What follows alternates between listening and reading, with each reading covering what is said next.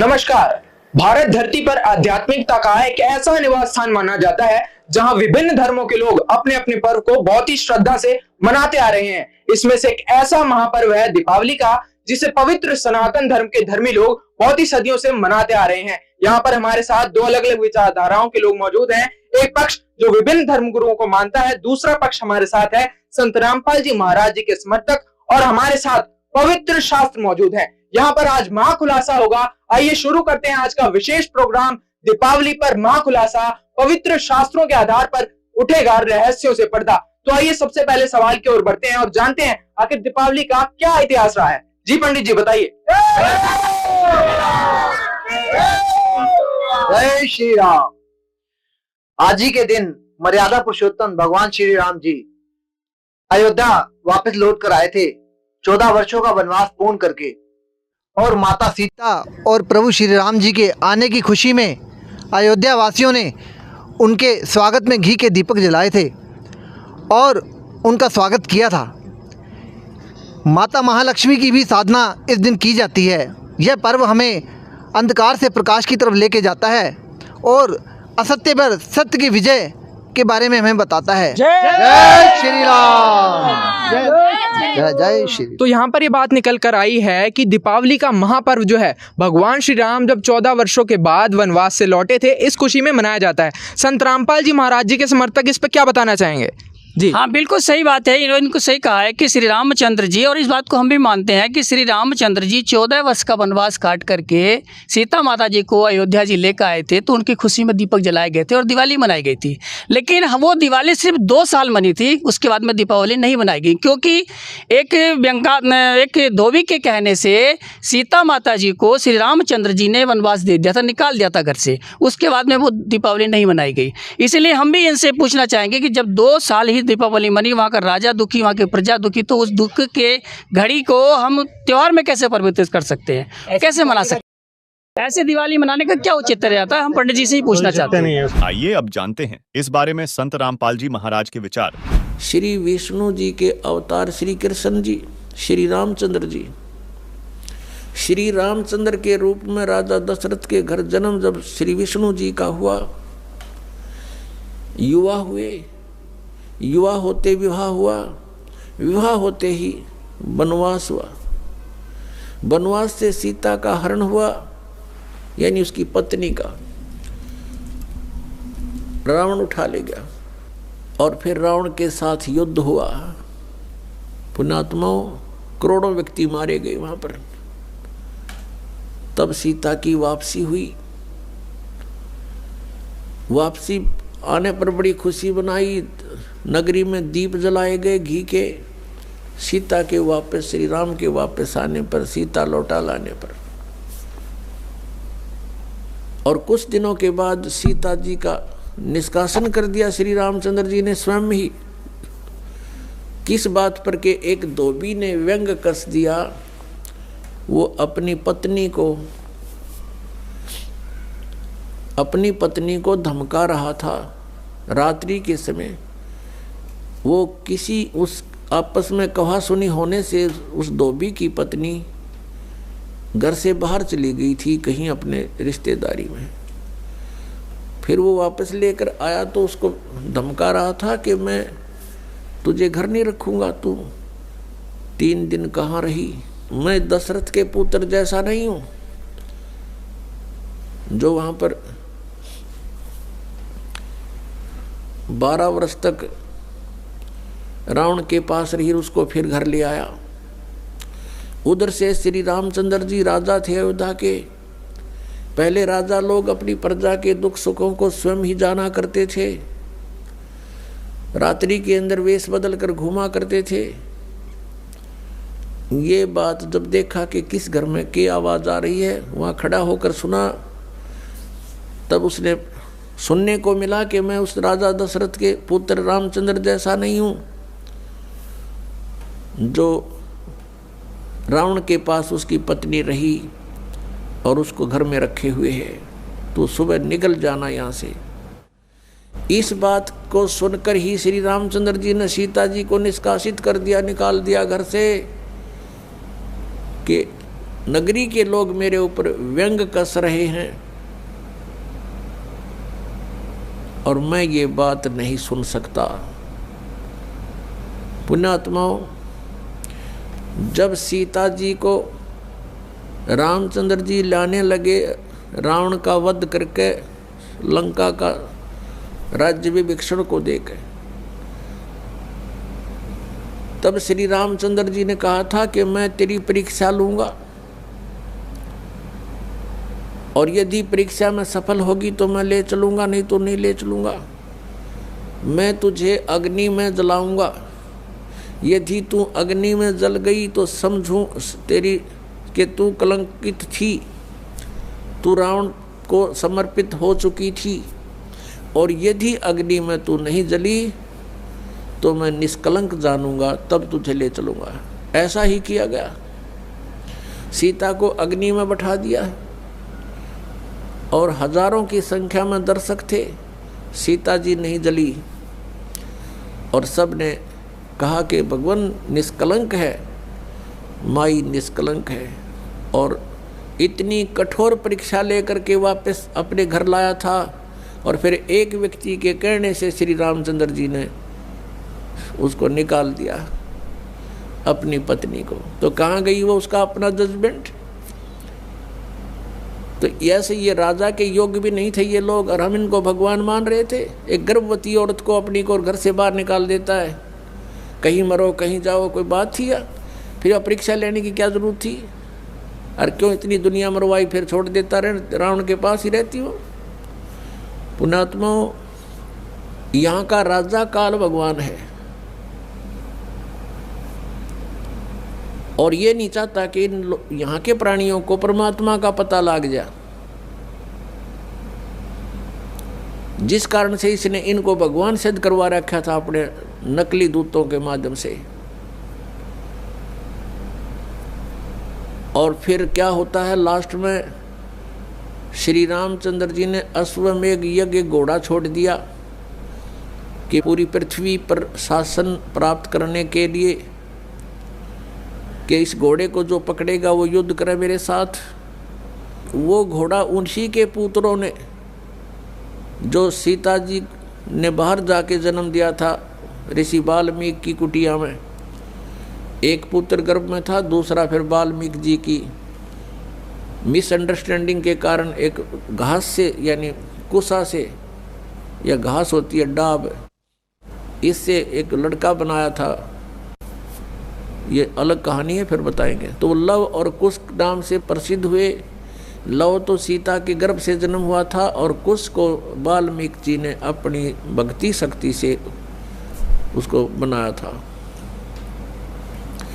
Love और कुश युवा थे, उन्होंने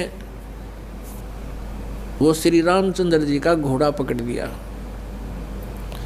फिर उनका पिता पुत्रों का युद्ध हुआ तो दोनों ने छक्के छुड़ा दिए राम के, और सीता जी फिर भी उनके हाथ नहीं आई और वो पृथ्वी के अंदर समा गई। और श्री रामचंद्र जी ने आकर के सरयू नदी के अंदर, अयोध्या के साथ से बह रही एक सरयू दरिया, उसमें जल समाधि ले ली। तो यहाँ पर इनका कहना है कि 2 वर्षों के बाद जब माँ सीता को घर से निकाल दिया गया था, भगवान श्री राम ने उनको एक धोबी के व्यंग कसने की वजह से निकाल दिया गया था, तो दीपावली मनाने का कोई औचित्य नहीं रह जाता है। हाँ जी, आप क्या बताएंगे इस पर? देखिए, ये कैसी व्यर्थ और मूर्खतापूर्ण बातें कर रहे हैं।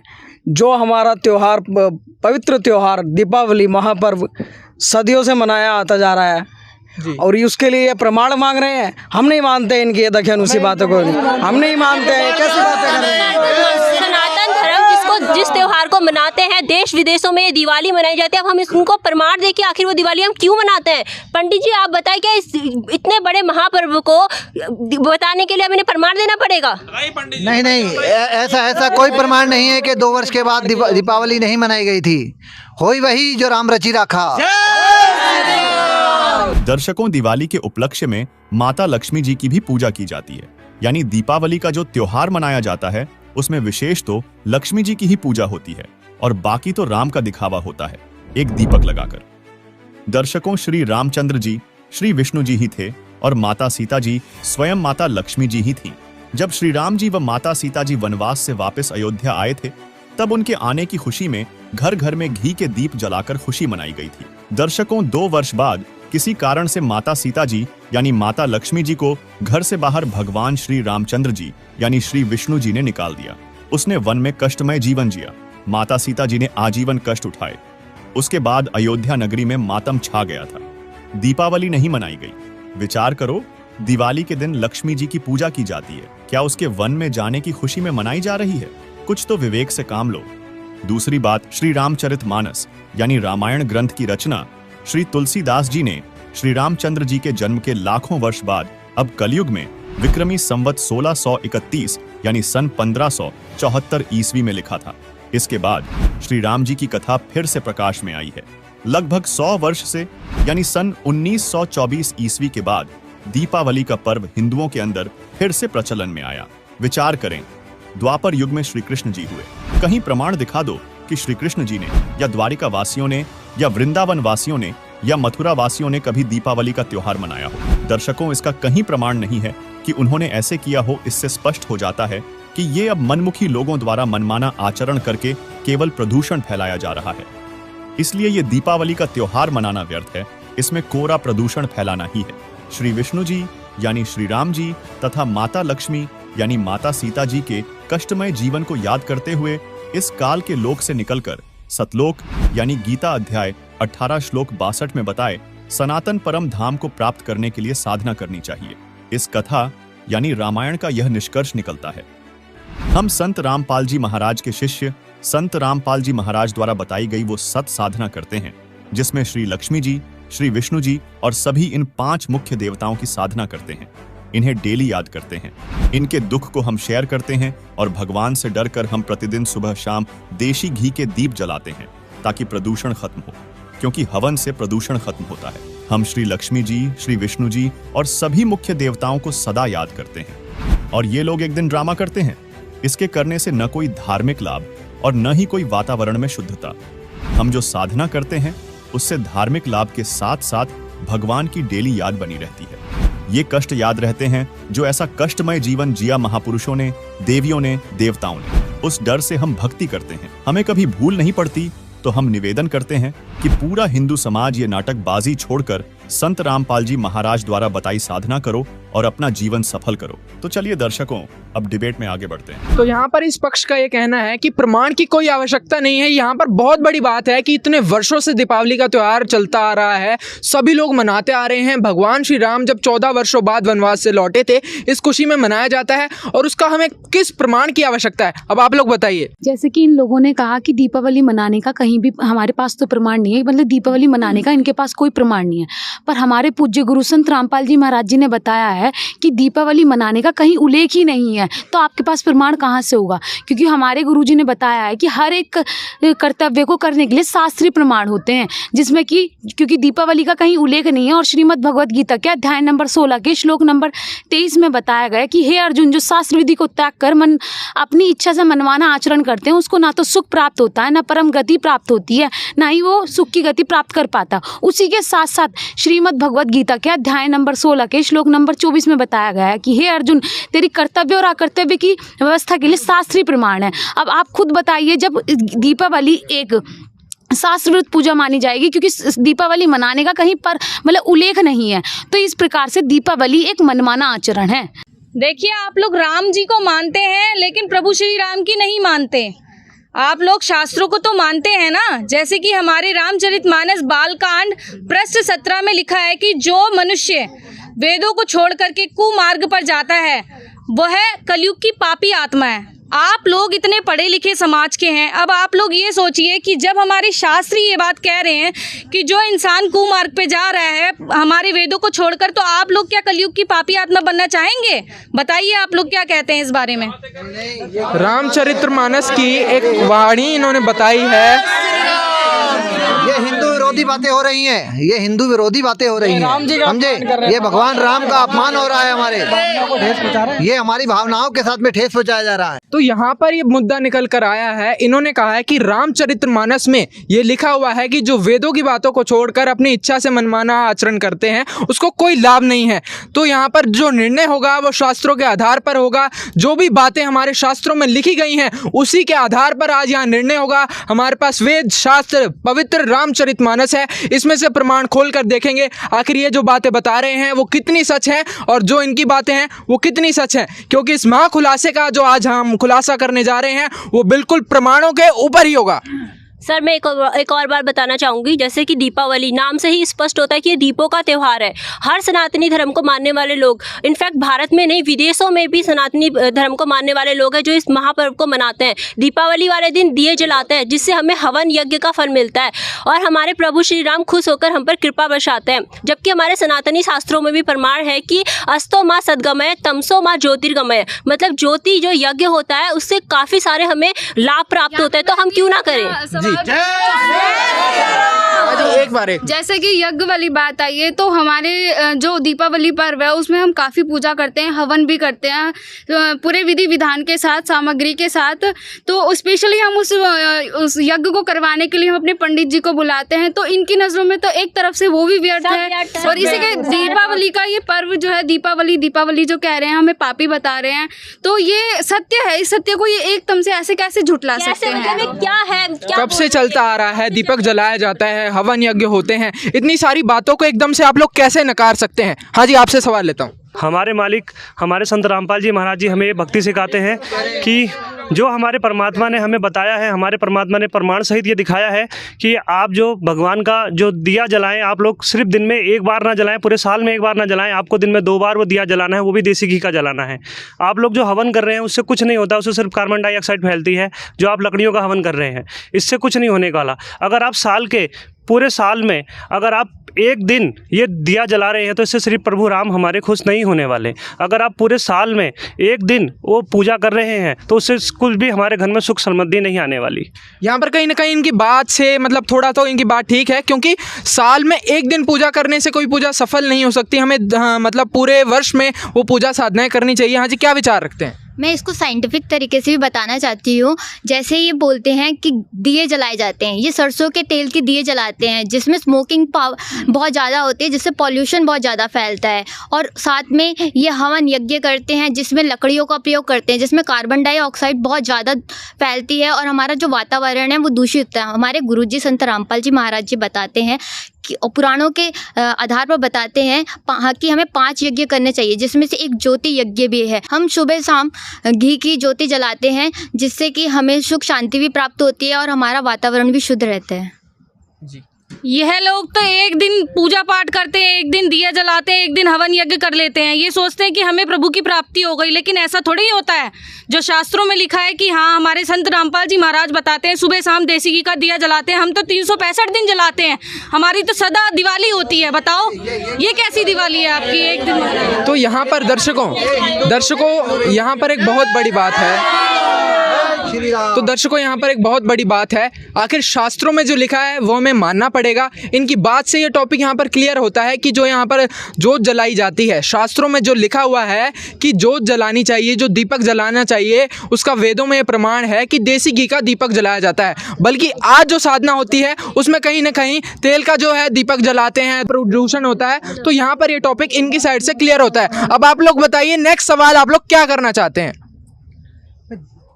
हम दीपावली पे पटाखे वगैरह फोड़ते हैं, हमारा अनार बम वगैरह जलाते हैं, क्या हम ये भी ना करें? कह रहे हैं कि हम ये बम वगैरह भी ना फोड़ें, क्या हमारे 2-3 दिन तो मिलते हैं सेलिब्रेट करने के लिए, इसके लिए मना कर रहे हैं? क्यों नहीं फोड़ेंगे बेटा? इनके कहने की क्या है? हम तो पटाखे भी फोड़ेंगे, दिवाली मनाएंगे, दीप भी जलाएंगे। बताइए। दीपावली खुशियों का त्योहार है। बच्चे इसमें बहुत ही श्रद्धा से अपने पूरे 2-3 दिन उनको मिलते हैं, पटाखे जलाते हैं। तो इससे कहीं ना कहीं उनकी जो है मतलब जो उनकी खुशियां हैं वो छीन ली जाती हैं। अब आप लोग कह रहे हैं कि दिवाली नहीं मनानी चाहिए, एक ही दिन 2 दिन उनको मिलते हैं। बच्चे के यहाँ पर कह रहे हैं कि पटाखे जलाने के लिए हमें मना कर रहे हैं। अब पटाखे नहीं जलाने हैं, अब आप लोग मतलब कहना क्या चाहते हो? पूरे के पूरे दीपावली को आप लोग मना कर रहे हैं, मतलब क्या बेस है आपका? आप पटाखे चलाने की बात करते हो, इन पटाखों में आप कितने हादसे हो जाते हैं। बहुत सारे बच्चों के हाथ उड़ जाते हैं, किसी की आंखें चली जाती हैं, किसी का जीवन अंधेरे में परिवर्तित हो जाता है। 7 साल के बच्चे के हाथ में पटाखा फूट गया, जिससे उसके हाथ और आंख पर काफी गंभीर चोट आई। क्या हुआ, कैसे लगा?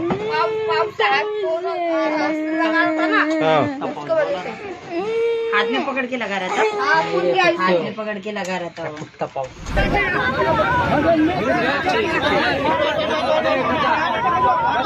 लगभग 1 घंटा हो गया। व्यवस्था जो है ना बहुत ही लचर पचर है, बिकॉज यहाँ पे जो है ना काफी ज्यादा।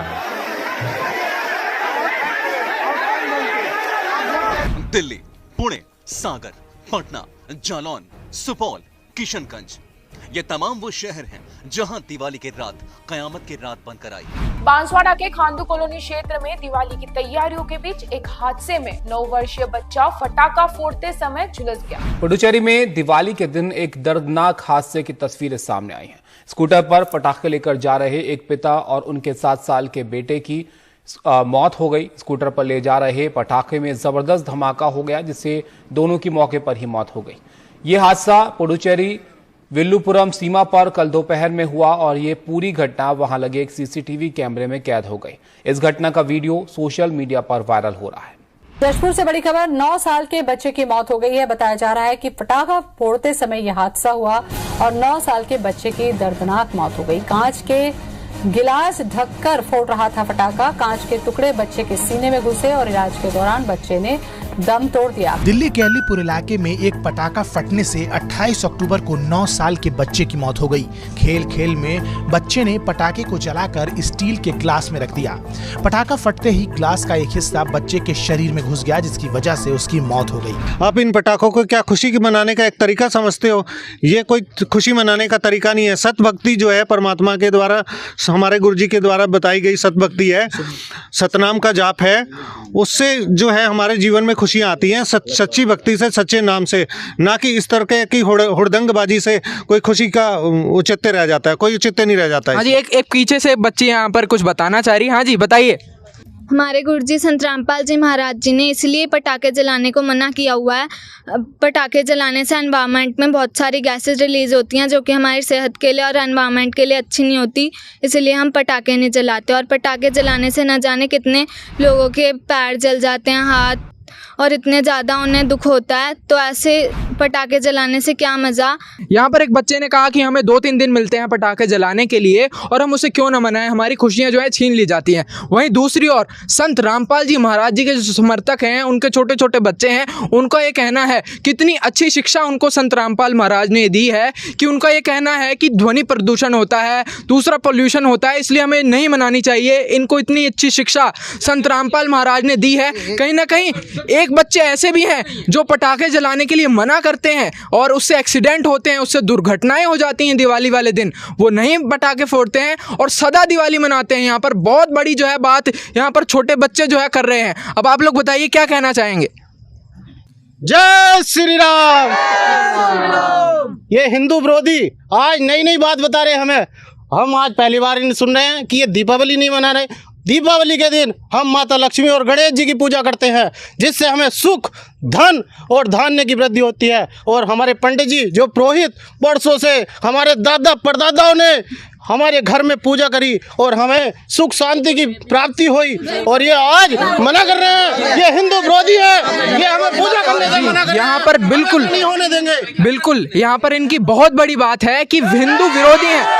संत रामपाल महाराज के जो समर्थक हैं और संत रामपाल महाराज हैं, उनको ये लोग जो है हिंदू विरोधी बता रहे हैं, क्योंकि माँ लक्ष्मी की, माँ जो गणेश जी की पूजा साधना होती है वो इतने वर्षों से चलती आ रही है। आप लोग उसको क्यों मना कर रहे हो? आप लोग बताइए। जैसा कि इन्होंने बोला कि लक्ष्मी और गणेश की पूजा करने से धन की वृद्धि होती है, तो क्या एक दिन लक्ष्मी और गणेश की पूजा करने से धन आ जाता है? ऐसे तो मैं आपको एक उदाहरण देके बताती हूँ। एक विद्यार्थी है, वो पूरे साल पढ़ाई करता है और वो अपनी परीक्षा में उत्तीर्ण हो जाता है। क्या वो विद्यार्थी एक दिन पढ़ाई करके अपनी परीक्षा में उत्तीर्ण हो सकता है? जैसे कि आप लोग एक दिन पूजा करके धन की वृद्धि कर रहे हैं, ये सब चीजें गलत हैं। हमारे संत रामपाल जी महाराज जी बताते हैं, हमारे संत रामपाल जी महाराज जी बताते हैं, आप सुन तो लीजिए। हमारे संत रामपाल जी महाराज जी ये बताते हैं ना कि हमारे संत रामपाल जी महाराज उनके हमें मूल मंत्र देते हैं, माता के, श्री गणेश जी के, विष्णु जी के मूल मंत्र देते हैं, जिनकी साधना हम हर दिन करते हैं। जितना हम उनका मंत्र जाप करते हैं ना, उतना आप लोग करते भी नहीं होंगे। और हम लोग शास्त्र अनुकूल साधना करते हैं। शास्त्र अनुकूल साधना करके ही हमारे पास धन की वृद्धि होती है और सुख प्राप्ति हो सकती है। हमारे संत रामपाल जी महाराज जी बोलते हैं, सदा दिवाली संत की 12 मास बसंत, प्रेम रंग जिन पे चढ़े उनके रंग अनंत। बताइए। मैं इनसे एक बात पूछना चाहती हूँ, जैसे कि ये कह रहे हैं कि माँ लक्ष्मी और गणेश जी की हम लोग साधना करते हैं, पूजा करते हैं और उनको हम प्रसन्न करते हैं सिर्फ एक दिन, और दूसरी तरफ ये कहते हैं कि हम भगवान जी का अनादर कैसे कर रहे हैं कि शराब पीकर, जुआ खेलकर, पटाखे फोड़ करके इस तरीके से भगवान खुश होते हैं। आप लोग शिक्षित हैं, आप लोगों को इस बात का पता होना चाहिए कि इस तरीके से कभी भगवान खुश हुए शराब पीने से, नशा करने से, जुआ खेलने से? ये तो आप सिर्फ अपने मनोरंजन का साधन आपने भगवान को लिया है। इस तरीके से भगवान कभी भी खुश नहीं होता। पूज्य संत रामपाल जी महाराज इस बात को स्पष्ट कर रहे हैं कि गीता जी के अध्याय नंबर 7 श्लोक नंबर 12 से 15 में स्पष्ट किया गया है कि जो तीनों गुणों की भक्ति करते हैं उनको वो मूर्ख, बुद्धि तथा मनुष्य में नीच और राक्षस स्वभाव से ज्ञात होते हैं। तो आप पढ़े लिखे समाज हैं, आप लोगों को समाज के लिए इशारा ही काफ़ी है। आप ही बताइए, क्या ये सच है? क्या ये आप लोग जो साधना कर रहे हैं कि शास्त्र विरुद्ध साधना है या वे शास्त्र के अनुकूल है? आप बताइए इस बात को। दर्शकों यहाँ पर एक बहुत बड़ी बात है। एक और तो संत रामपाल जी महाराज के जो अनुयायी हैं वो गीता जी के प्रमाण, रामचरितमानस जी के प्रमाण जो है देकर इनसे सवाल पूछ रहे हैं, और दूसरी ओर एक ऐसे जो लोग हैं जो सदा दिवाली मनाते आ रहे हैं, उनके बहुत सारे सवाल हैं। हाँ जी बताइए। जय श्री राम। मैं इनसे ये बोलना चाहूंगी, ये तीन देवता के बारे में ऐसा कैसे बोल सकते हैं? जो भगवान श्री राम है वो स्वयं विष्णु जी के अवतार हैं। वो जब इस धरातल पे आए थे उन्होंने ना जाने ऐसे कितने महान कार्य किए थे जो आज रामचरितमानस में विद्यमान है। क्या ये उस रामचरितमानस को मानते हैं? तो अगर ये मानते होते तो ये इस प्रकार की नीच बात कभी नहीं कहते। जी हाँ, बिल्कुल सही बात है कि भगवान श्री राम को मर्यादा पुरुषोत्तम कहा जाता है और उनकी जो भी बातें हैं वो पवित्र रामचरितमानस जी में वर्णित है। अब आप लोग बताइए क्या आप कहना चाहते हैं? देखिए, हम श्री राम जी के जीवन पे या फिर उनके चरित्र पर प्रश्न नहीं खड़ा कर रहे हैं। श्री राम जी का जैसा चरित्र था शायद ही किसी का चरित्र होगा। श्री राम जी 3 लोक के अधिपति थे, वे विष्णु जी के अवतार थे। हम बात कर रहे हैं श्री राम जी के मर्यादा की। कहीं ना कहीं उन्होंने अपनी मर्यादा तोड़ी। खुद उनके पुत्र लव और कुश उनसे प्रश्न करते हैं कि हे राम, आपने अपनी मर्यादा क्यों तोड़ दी? नकली सीता के चक्कर में असली सीता क्यों छोड़ दी? राम जी ने अपनी प्रजा के कहने पे माता सीता को त्याग दिया था। मतलब उन्होंने धोबी के कहने मात्र से कि ये रावण की यहाँ पे रहकर आई है और राम जी ने उन्हें अपने अयोध्या में रख लिया है, तो ऐसा नहीं होगा। तो ये इतना सा मात्र कहने पर राम जी ने सीता जी को छोड़ दिया था। क्या सीता जी के प्रति राम जी की कोई मर्यादा नहीं थी? वो सिर्फ अपनी प्रजा के प्रति मर्यादा दिखा रहे थे। तो यहाँ पे ये राम जी ने कहीं ना कहीं अपनी मर्यादा तोड़ी है। और आप राम जी को ये बताते हैं कि वो हमें कर्म बंधन से मुक्त करते हैं। राम जी तो खुद अपने कर्म बंधन से मुक्त नहीं हुए थे। नारद जी द्वारा दिए गए श्राप से वो राम जी ने क्या कहते हैं इतना जीवन दुख से भोगा है। तो आप कैसे कह सकते हैं कि राम जी आपको कर्म बंधन से मुक्त कर देंगे? और यहाँ पर संत रामपाल महाराज के समर्थकों का कहना है कि कहीं ना कहीं भगवान राम, मर्यादा पुरुषोत्तम श्री राम ने कहीं ना कहीं अपनी मर्यादा तोड़ी थी और वो कर्म बंधनों में फंसे हुए थे। वो भी अपने कर्म जो है कहीं ना कहीं भोग रहे थे। अब आप लोग क्या बताएंगे? ये क्या बात कर रहे हैं? इनकी बात ही सब गलत है। इनको तो राम का मतलब ही नहीं पता है। राम का मतलब वो मर्यादा पुरुषोत्तम राम है। राम के नाम से ही जीव सारे कर्मों के बंधन से मुक्त हो जाते हैं। ये कैसी बातें कर रहे हैं? इनकी बात ही गलत है पूरी। इनकी बात का कोई कोई सर पैर नहीं है। रामचंद्र जी खुद मर्यादा पुरुषोत्तम थे। उनके तो नाम से ही कितने लोग भवसागर के पार हो गए। आप क्या? तो यहाँ पर एक प्रश्न निकल कर आया है कि भगवान जो राम थे वो कर्म बंधनों में फंसे हुए थे या नहीं फंसे हुए थे? अब आप लोग बताइए क्या आंसर है आपका। जैसे कि ये बात कर रहे हैं कि श्री राम जी की लीला थी, ये तो सब उनकी प्रकार की लीला है। श्री राम जी खुद कर्म बंधनों से बंधे हुए थे। जब आप सब जानते कि श्री राम जी त्रेता युग में आए थे और वो त्रेता युग में उन्होंने जो बाली थे उनको छल करके मारा था, मतलब उनको छिपकर मारा था। वही श्री राम जी द्वापर युग में श्री कृष्ण वाली आत्मा बनी और वही बाली द्वापर युग में बलिया नामक शिकारी बने, क्योंकि वहाँ भगवान श्री राम जी ने बाली को छिपकर मारा था, मतलब छल से मारा था।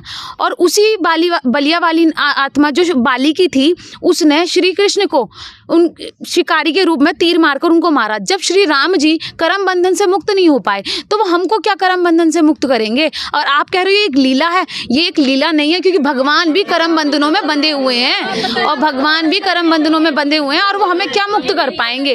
वो हमारे पाप कर्म नहीं काट सकते हैं। अब आप लोग बताइए कौन? हाँ जी आप बताइए, यहाँ पर पीछे से एक सवाल आया, ये लेते हैं जी।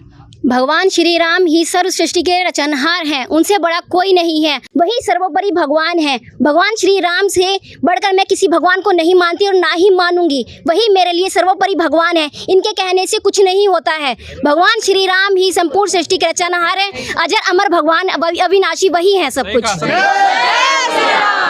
भगवान श्री राम ही अजर अमर अविनाशी हैं, उनसे बढ़कर कोई भी नहीं है सनातनी धर्म के लिए, और ना ही मैं मानती हूँ और ना ही मैं मानूंगी। तो दर्शकों यहाँ पर एक बहुत बड़ी बात निकल कर आई है। जो राम पक्ष है, भगवान श्री राम के भक्तों का ये कहना है कि भगवान राम से ऊपर ना कोई था ना कोई होगा। अब आप लोग बताइए क्या जवाब देना चाहते हैं?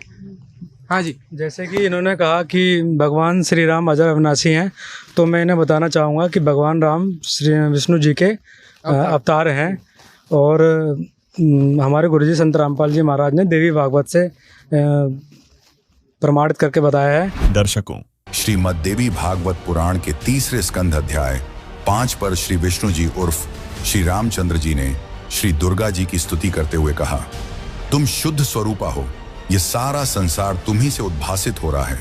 मैं विष्णु, ब्रह्मा और शंकर, हम सभी तुम्हारी कृपा से ही विद्यमान हैं।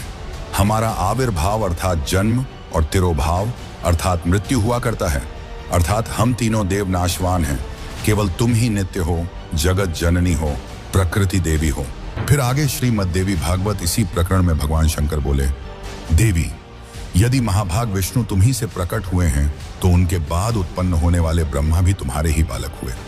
फिर मैं तमोगुणी लीला करने वाला शंकर क्या तुम्हारी संतान नहीं हुआ, अर्थात मुझे भी उत्पन्न करने वाली तुम ही हो। शिवे, संपूर्ण संसार की सृष्टि करने में तुम बड़ी चतुर हो। इस संसार की सृष्टि, स्थिति और संहार में तुम्हारे गुण सदा समर्थ हैं। उन्हीं तीनों गुणों से उत्पन्न हम ब्रह्मा, विष्णु एवं शंकर नियमानुसार कार्य में तत्पर रहते हैं। दर्शकों, अब शास्त्रों से देख लेते हैं श्री विष्णु अर्थात श्री रामचंद्र जी की क्या स्थिति है, ये भगवान हैं भी या नहीं। देखिए किस प्रकार ब्रह्मा और विष्णु को भी खुद के ईश होने का भ्रम हो गया था और किस प्रकार काल ब्रह्म ने उनको ये साफ किया कि आप तीनों देवता ईश नहीं हैं। ईश यानी भगवान नहीं है, अर्थात सबके धारण पोषण करने वाले नहीं हैं।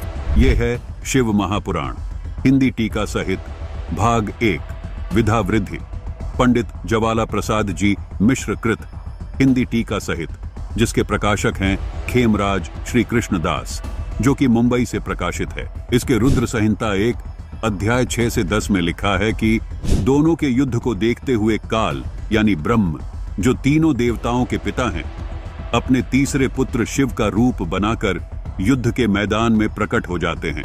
तभी काल ब्रह्म शिव के रूप में उनके सामने आते हैं और कहते हैं कि अज्ञानतावश तुम दोनों ने अपने आप को भगवान मान लिया। तुम ईश नहीं हो, तुम भगवान नहीं हो। यही बताने के लिए मैं रण स्थान पर आया हूँ। दर्शकों, शिव पुराण में यहाँ स्पष्ट लिखा है कि काल ब्रह्म शिव में प्रकट होकर ब्रह्मा और विष्णु को कह रहा है कि तुमने जो अज्ञानता से अपने को ईश माना, ये बड़ा अद्भुत हुआ। अर्थात तुम ईश नहीं हो, तुम भगवान नहीं हो। तुम्हारा ये भ्रम दूर करने के लिए ही मैं यहाँ रण स्थान पर प्रकट हुआ हूँ। दर्शकों, यही भ्रम हिंदू धर्म के बहुत से धर्म गुरुओं को हो रखा है, जबकि हमारे पुराण ये स्पष्ट कर रहे हैं कि ये तीनों देवता पूर्ण परमात्मा नहीं हैं, इनसे ऊपर कोई और भगवान है। दर्शकों, आइए अब आपको एक और प्रमाण दिखाते हैं जिसमें स्पष्ट होता है कि यह तीनों देव नाशवान हैं और देवी दुर्गा इनकी माता है। ये है संक्षिप्त देवी भागवत, जिसके पेज 138 पर विष्णु भगवान देवी दुर्गा से कहते हैं कि तुम शुद्ध स्वरूपा हो। यह सारा संसार तुमसे उद्भासित हो रहा है। मैं यानी विष्णु, ब्रह्मा और शंकर तुम्हारी कृपा से विद्यमान है। हमारा तो आविर्भाव यानी जन्म, तिरोभाव यानी मृत्यु हुआ करता है।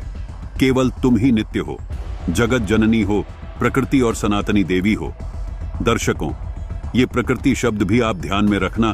प्रकृति इसी दुर्गा को कहते हैं। ये हम आपको आगे चलकर गीता जी से प्रमाणित करेंगे। दर्शकों, इस लेख से ये बात स्पष्ट हुई कि तीनों देवता ब्रह्मा, विष्णु और शिव नाशवान हैं और उनकी माता देवी दुर्गा हैं।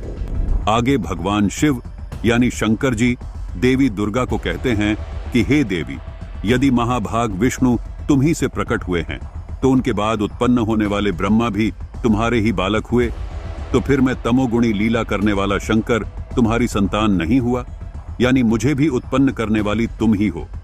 आगे कहते हैं कि हे देवी, इस संसार की सृष्टि, स्थिति और संहार में तुम्हारे गुण सदा समर्थ हैं। उन्हीं तीनों गुणों से उत्पन्न हम यानी ब्रह्मा, विष्णु और शंकर नियमानुसार कार्य में तत्पर रहते हैं। दर्शकों, यहाँ ये स्पष्ट हुआ कि ब्रह्मा, विष्णु, महेश ही तीनों गुण हैं। दर्शकों, आइए आपको एक और प्रमाण दिखाते हैं कि ब्रह्मा, विष्णु, महेश तीनों गुण हैं और दुर्गा इनकी माता है।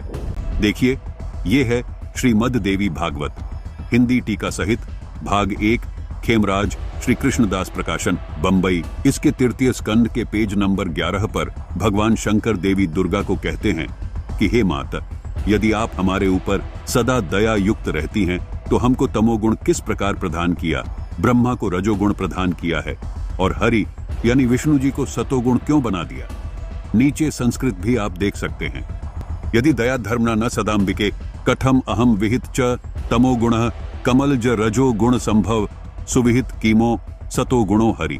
दर्शकों, यहाँ भगवान शंकर देवी दुर्गा से कह रहे हैं कि हे माता, आप हम पर दया रखती हैं तो आपने मुझे तमोगुण क्यों बना दिया और कमल से उत्पन्न होने वाले ब्रह्मा को रजोगुण क्यों बना दिया तथा हरि यानी विष्णु को सतोगुण क्यों बना दिया। इससे स्पष्ट हुआ कि ये तीनों गुण ब्रह्मा, विष्णु और महेश हैं।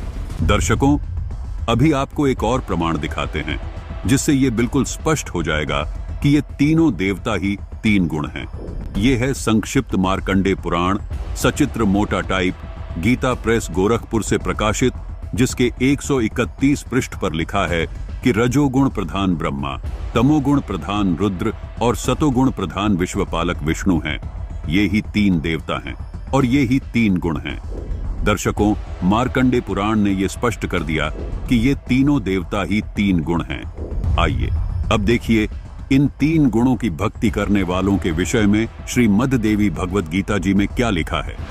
ये है श्रीमद् भगवत गीता, गीता प्रेस गोरखपुर से प्रकाशित, अध्याय 7 के श्लोक 12 में लिखा है कि जो सतोगुण से उत्पन्न होने वाले भाव हैं और जो रजोगुण से तथा तमोगुण से होने वाले भाव हैं, उनको तू मुझसे ही होने वाला ऐसा जान। इस श्लोक में यह स्पष्ट हुआ कि रजोगुण यानी ब्रह्मा से उत्पत्ति, सतोगुण विष्णु से स्थिति और तमोगुण शिव जी से संहार हो रहा है। अध्याय 7 के श्लोक 13 में लिखा है कि गुणों के कार्य रूप सात्विक, रजस और तमस, इन तीनों प्रकार के भाव से ये सारा संसार मोहित हो रहा है, इसलिए इन तीनों गुण से परे मुझे नहीं जानते। अध्याय 7 के श्लोक 14 में लिखा है कि ये त्रिगुणमयी माया बड़ी दुस्तर यानी घटिया है। जो पुरुष इस माया का उल्लंघन कर जाते हैं वो संसार से पार हो जाते हैं। दर्शकों, गीता ज्ञान दाता का कहना है कि जो साधक इन तीनों गुणों की भक्ति न करके ऊपर उठ जाते हैं यानी मेरी भक्ति करते हैं, उनको ज्यादा लाभ मिलता है। अध्याय 7 के श्लोक 15 में लिखा है कि इस त्रिगुण माया के द्वारा यानी ब्रह्मा, विष्णु, महेश के द्वारा जिनका ज्ञान हरा जा चुका है, वे आसुर स्वभाव को धारण किए हुए मनुष्यों में नीच, दूषित कर्म करने वाले मूढ़ लोग मुझको नहीं भजते। दर्शकों, यहाँ इस भजते शब्द पर गौर करना जरूरी है। भजना मतलब पूजा करना, भक्ति करना। यहाँ गीता ज्ञानदाता ने स्पष्ट किया है, जिनका ज्ञान त्रिगुणमयी माया के द्वारा हरा जा चुका है। यहाँ गुणों से मतलब सीधा तीनों देवताओं से है, क्योंकि गुणों को नहीं भजा जाता। यहाँ गीता ज्ञानदाता का कहना है कि जिनका ज्ञान इन त्रिगुणमयी माया के द्वारा अथवा इन तीनों देवताओं के द्वारा हरा जा चुका है, मतलब जो इन देवताओं को ही भगवान मान चुके हैं, वो असुर स्वभाव को धारण किए हुए मूढ़ यानी मूर्ख लोग मुझे भी नहीं भजते। दर्शकों, ये सिद्ध हुआ कि हमारे हिंदू धर्म के शीर्ष शंकराचार्यों को भी अपने शास्त्रों का ज्ञान नहीं है। केवल सुनी सुनाई बातों को भोली जनता के सामने सुनाकर केवल झूठी महिमा बनाए बैठे हैं। वास्तविक ज्ञान संत रामपाल जी महाराज ने अपने ही पवित्र शास्त्रों से आप सबके सामने रख दिया है। तो इससे सिद्ध होता है कि भगवान विष्णु जन्म और मरण में आते हैं। इसमें देवी भागवत में साफ स्पष्ट कहा गया है। जी, इसी के साथ जैसे इन्होंने बताया कि भगवान विष्णु जी जन्म मरण के उसमें हैं, तो जो श्री राम जी थे, भगवान राम जी थे, वो भी विष्णु जी के ही अवतार थे। तो कहीं ना कहीं इससे भी ये सिद्ध होता है कि जो राम जी थे, भगवान श्री राम जी, वो भी जन्म मरण के चक्कर में थे। तो आप जो ये बात कह रहे हैं कि वो अविनाशी परमात्मा थे, ये बिल्कुल गलत है। ये आप शास्त्रों से विरुद्ध बातें कर रहे हैं। आप अपने सदग्रंथों को पढ़ के देखिए। आप पंडित जी इतने महंत बने बैठे हैं यहाँ पे, तो आप कम से कम अपने ग्रंथों को खोल के देखिए, उसमें लिखा क्या है, कम से कम आप ये तो पढ़िए। तो दर्शकों, यहाँ पर एक और प्रमाण जो है संत रामपाल महाराज का जो पक्ष है उसने दिया है। इन्होंने कहा है कि श्रीमद् देवी भागवत महापुराण के अंदर लिखा हुआ है कि ब्रह्मा, विष्णु और महेश जी स्वयं कह रहे हैं कि हम अविनाशी नहीं हैं। बताइए क्या कहना चाहते हैं इसके बारे में। जैसे कि इन्हें अभी बताया गया, जो ब्रह्मा विष्णु महेश है वो नाशवान भगवान है और इनकी उत्पत्ति माता दुर्गा से हुई है। हमें भी इस चीज का ज्ञान नहीं था कि ब्रह्मा विष्णु महेश नाशवान भगवान है। यह तो हमारे संत रामपाल जी महाराज जी ने हमें अपने शास्त्र खोलकर बताए। देखो, शास्त्र तो हमारे पास रखे रहते हैं, हम शास्त्रों को समझ भी नहीं सकते, क्योंकि शास्त्र समझने के लिए हमें एक गुरु को धारण करना पड़ेगा, और वो भी वास्तविक गुरु को। और संत रामपाल जी महाराज जी ने उन्हें उन सभी सदग्रंथों को खोलकर उनका वास्तविक अर्थ बताया, क्योंकि हम अपने सदग्रंथों का अनर्थ कर बैठे हैं। और परंतु वर्तमान में संत रामपाल जी महाराज जी उन सभी सदग्रंथों के अनर्थों का अर्थ वास्तविक रूप में सही कर पा रहे हैं, क्योंकि संत रामपाल जी महाराज जी ने बताया कि जैसे कि ये नाशवान भगवान है, इनकी माता दुर्गा है, तो इनके पिता भी काल ब्रह्म है, जिसको क्षर पुरुष के रूप में बताया गया। सदग्रंथों में उसको क्षर पुरुष के रूप में भी संबोधित किया गया। वो 21 ब्रह्मांड का अधिपति हैं, जैसे कि वो इन त्रिदेवों के पिता हैं और वो माता दुर्गा के पति हैं। उसी के साथ साथ श्रीमद् देवी भागवत महापुराण तृतीय स्कंद पृष्ठ नंबर 114 से 115 में हमारे गुरुजी ने बताया कि इसमें बताया गया है कि इन त्रिदेवों की जो माता पिता हैं वो काल ब्रह्म माता दुर्गा हैं, जिसमें बताया गया है कि जो माता दुर्गा हैं उनको वहाँ माता दुर्गा को अष्टांगी प्रकृति के रूप में संबोधित किया गया और उस काल ब्रह्म को क्षर पुरुष के रूप में संबोधित किया गया। और उसमें बताया गया है कि वह अविभाज्य रूप में रहते हैं, वह अविभाज्य रूप से अपना संबंध स्थापित करते हैं और उन्हीं से वह सभी जीव उत्पन्न होते हैं, जैसे कि ब्रह्मा विष्णु महेश उन्हीं से उत्पन्न हुए।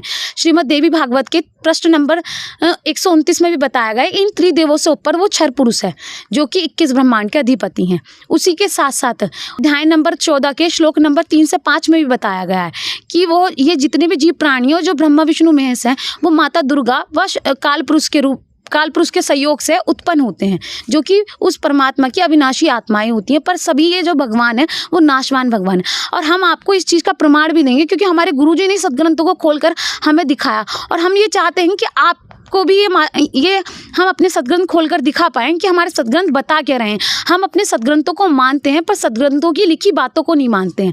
तो हम आपको सदग्रंथोों के साथ ही ऑथेंटिक ज्ञान बताएंगे कि जैसे कि हमारे गुरुजी ने हमें बताया है। उसी के साथ साथ आप जो श्री राम जी के परम हितैषी बन रहे हैं, हम भी भगवान श्री राम जी को आदरणीय मानते हैं, हम भी उनके हितैषी हैं, क्योंकि वो आदरणीय योग्य हैं, क्योंकि उनका चरित्र इतना अच्छा था कि शायद कोई उनके चरित्र को अपने जीवन में धारण कर पाए। रामचरितमानस में भी इसका प्रमाण दिया गया है कि जो काल ब्रह्म है और जो माता दुर्गा हैं वो ब्रह्मा विष्णु महेश के माता पिता हैं। उसी को हम आपको प्रमाण के साथ बताएंगे। यहाँ पर इनका कहना है कि रामचरितमानस में ऐसा लिखा हुआ है। भगवान श्री राम का अपमान हो रहा है और साथ ही हमारे राम का अपमान कर रहे हैं ऐसी सभा में। पंडित जी, कोई प्रमाण नहीं दिखाया आपने हमारे भगवान राम। नहीं, हम ये सब हम लोग नहीं मानेंगे। अपमान नहीं कर रहे हैं, लेकिन आपको सच को स्वीकार करना पड़ेगा। शास्त्र तो माननी जो बता रहे हैं वो अपने पंडित जी जी शास्त्रों की तो माननी पड़ेगी। आप आराम से बैठिए। बैठिए, भक्तों के लक्षण नहीं है। देखिए आप बैठिए, क्रोधित होकर उठ के जाना कोई ऐसी बोले किसी नतीजे पे पहुंचना नहीं है। आप सच को स्वीकार करिए।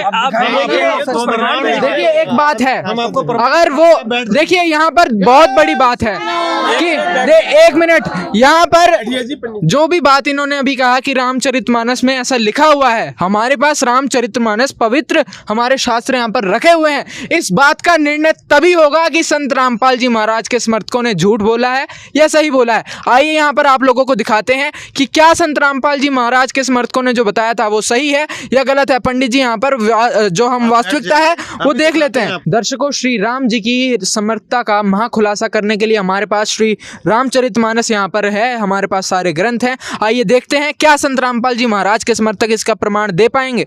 पंडित जी देख लीजिए, ये श्री रामचरितमानस है जिसके संपादक हनुमान प्रसाद पोदार हैं। ये मत सोचना कि ये हमारे द्वारा लिखित पुस्तक है, ये हमारे गुरुजी के द्वारा लिखित पुस्तक है। हम श्री रामचरितमानस जिसके संपादक हनुमान प्रसाद पोदार हैं, जो गीता प्रेस गोरखपुर से प्रकाशित हैं, उसी में प्रमाण दिखाएंगे। देखिए ये बालकांड है। बालकांड मतलब जो श्री रामचरितमानस में कांड है उसी में एक बालकांड है। उसका जो दोहा है मतलब 147, उसी की चौपाई नंबर 1 में बताया है, पद राजीव बरानी नाही जाही, मुनि मन मधुप बसही जैनी माही, बाम भाग शोभित अनुकूला, आदि शक्ति छवि निधि जगमूला। इसमें बताया गया है कि जो बाम भाग मतलब जो भगवान के बाम भाग में मतलब जो क्षर पुरुष है उसके बारे में बताया। वो क्षर पुरुष जो राम जी के पिता हैं, मतलब जो कि 21 ब्रह्मांड के अधिपति क्षर पुरुष जो हैं, उनके बाम भाग में मतलब माता दुर्गा सुशोभित होती हैं। इसमें ये चीज़ बताई गई है। उसी के साथ साथ जासु अस उपजही गुणगानी, अगिनत लच्छी उमा ब्रह्मानी, जिसमें बताया गया है कि वो माता दुर्गा से ही लक्ष्मी, उमा और वो त्रिदेव की शक्ति उत्पन्न हुई है। इससे पंडित जी साफ तौर पर पता चला कि रामचरितमानस में भी ये चीज़ बताई गई है कि ब्रह्मा विष्णु महेश के माता पिता जो हैं वो दुर्गा जी वो और काल ब्रह्म है, जिसे कि हमने बताया कि वो 21 ब्रह्मांड के अधिपति हैं, जो कि श्रीमद् भगवद गीता में भी उनके प्रमाण दिए गए हैं। हम आपको श्रीमद् भगवद गीता में भी इसका प्रमाण देंगे, जैसे कि हमारे गुरुजी ने हमें बताया है। ये श्रीमद् भगवद गीता है जिसके जय दयाल गोयंका संपादक हैं, मतलब उनके द्वारा लिखित ट्रांसलेशन उनके द्वारा किया गया, जो गीता प्रेस गोरखपुर से प्रकाशित है।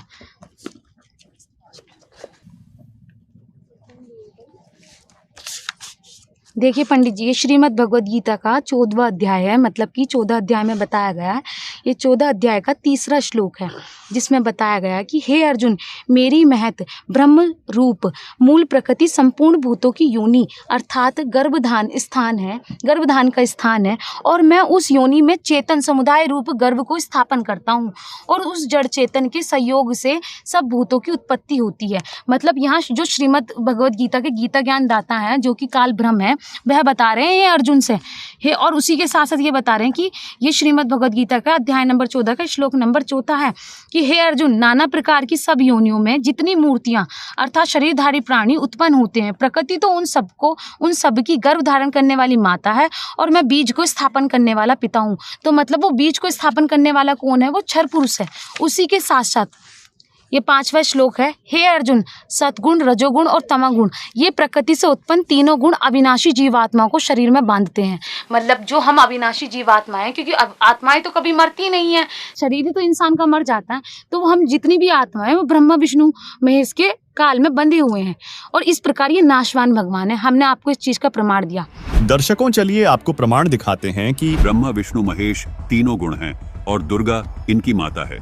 देखिए, ये है श्रीमद् देवी भागवत, हिंदी टीका सहित, भाग 1, खेमराज श्री कृष्णदास प्रकाशन, बंबई। इसके 3य स्कंद के पेज नंबर 11 पर भगवान शंकर देवी दुर्गा को कहते हैं कि हे माता, यदि आप हमारे ऊपर सदा दया युक्त रहती हैं तो हमको तमोगुण किस प्रकार प्रदान किया, ब्रह्मा को रजोगुण प्रदान किया है, और हरि यानी विष्णु जी को सतोगुण क्यों बना दिया। नीचे संस्कृत भी आप देख सकते हैं। यदि दया धर्मना न सदाम्बिके कथम अहम विहित च तमो गुण कमल ज रजो गुण संभव सुविहित कीमो सतो गुणो हरि। दर्शकों, यहाँ भगवान शंकर देवी दुर्गा से कह रहे हैं कि हे माता, आप हम पर दया रखती हैं, तो आपने मुझे तमोगुण क्यों बना दिया, और कमल से उत्पन्न होने वाले ब्रह्मा को रजोगुण क्यों बना दिया, तथा हरि यानी विष्णु को सतोगुण क्यों बना दिया। इससे स्पष्ट हुआ कि ये तीनों गुण ब्रह्मा, विष्णु और महेश हैं। दर्शकों, अभी आपको एक और प्रमाण दिखाते हैं जिससे ये बिल्कुल स्पष्ट हो जाएगा कि ये तीनों देवता ही तीन गुण हैं। ये है संक्षिप्त मार्कंडे पुराण, सचित्र मोटा टाइप, गीता प्रेस गोरखपुर से प्रकाशित, जिसके 131 पृष्ठ पर लिखा है कि रजोगुण प्रधान ब्रह्मा, तमोगुण प्रधान रुद्र और सतोगुण प्रधान विश्वपालक विष्णु हैं। ये ही तीन देवता हैं और ये ही तीन गुण हैं। दर्शकों, मार्कंडे पुराण ने यह स्पष्ट कर दिया कि ये तीनों देवता ही तीन गुण हैं। दर्शकों, चलिए अब डिबेट में आगे बढ़ते हैं। पंडित जी, जैसे कि हमने आपको बताया कि वो जो क्षर पुरुष हैं जो 21 ब्रह्मांड के स्वामी है, श्रीमद् भगवद गीता के अध्याय नंबर 15 के श्लोक नंबर 16 में बताया गया है कि इस संसार में नाशवान और अविनाशी भी ये दो प्रकार के पुरुष हैं। इनमें संपूर्ण भूत प्राणियों के शरीर तो नाशवान है और जीवात्मा अविनाशी कहा जाता है। मतलब जो क्षर पुरुष यहाँ बताया गया है, जो कि वो 21 ब्रह्मांड का स्वामी है, और अक्षर पुरुष जो कि 7 संग ब्रह्मांड के स्वामी है, वे दोनों नाशवान भगवान हैं। तो उन्हीं से द्वारा जो उत्पन्न मतलब आत्माएं हैं वो अविनाशी हैं। जो जीवात्मा तो कभी मरती ही नहीं है, तो इस प्रकार आत्माएं तो अविनाशी है, पर वो क्षर पुरुष भी नाशवान भगवान है। अविनाशी भगवान तो कोई और है, जिसकी हमारी साधना संत रामपाल जी महाराज जी बताते हैं। अब पंडित जी, हमने तो कुछ अपनी मनमुखी बातें नहीं बोली, ये तो आप ही और हम सबके धर्मशास्त्री बोल रहे हैं। क्या आपके हमारे धर्मशास्त्र अलग नहीं है? धर्मशास्त्र तो एक ही है। अब पंडित जी आप खुद देख लीजिए, कुछ भी हमारे गुरु जी या हम कुछ भी गलत बोल रहे हो। मैंने अभी तक ये ज्ञान ऐसे पढ़ा नहीं है। ठीक है, हम अपने वेदों में अलग से अपने ग्रंथों में देखेंगे।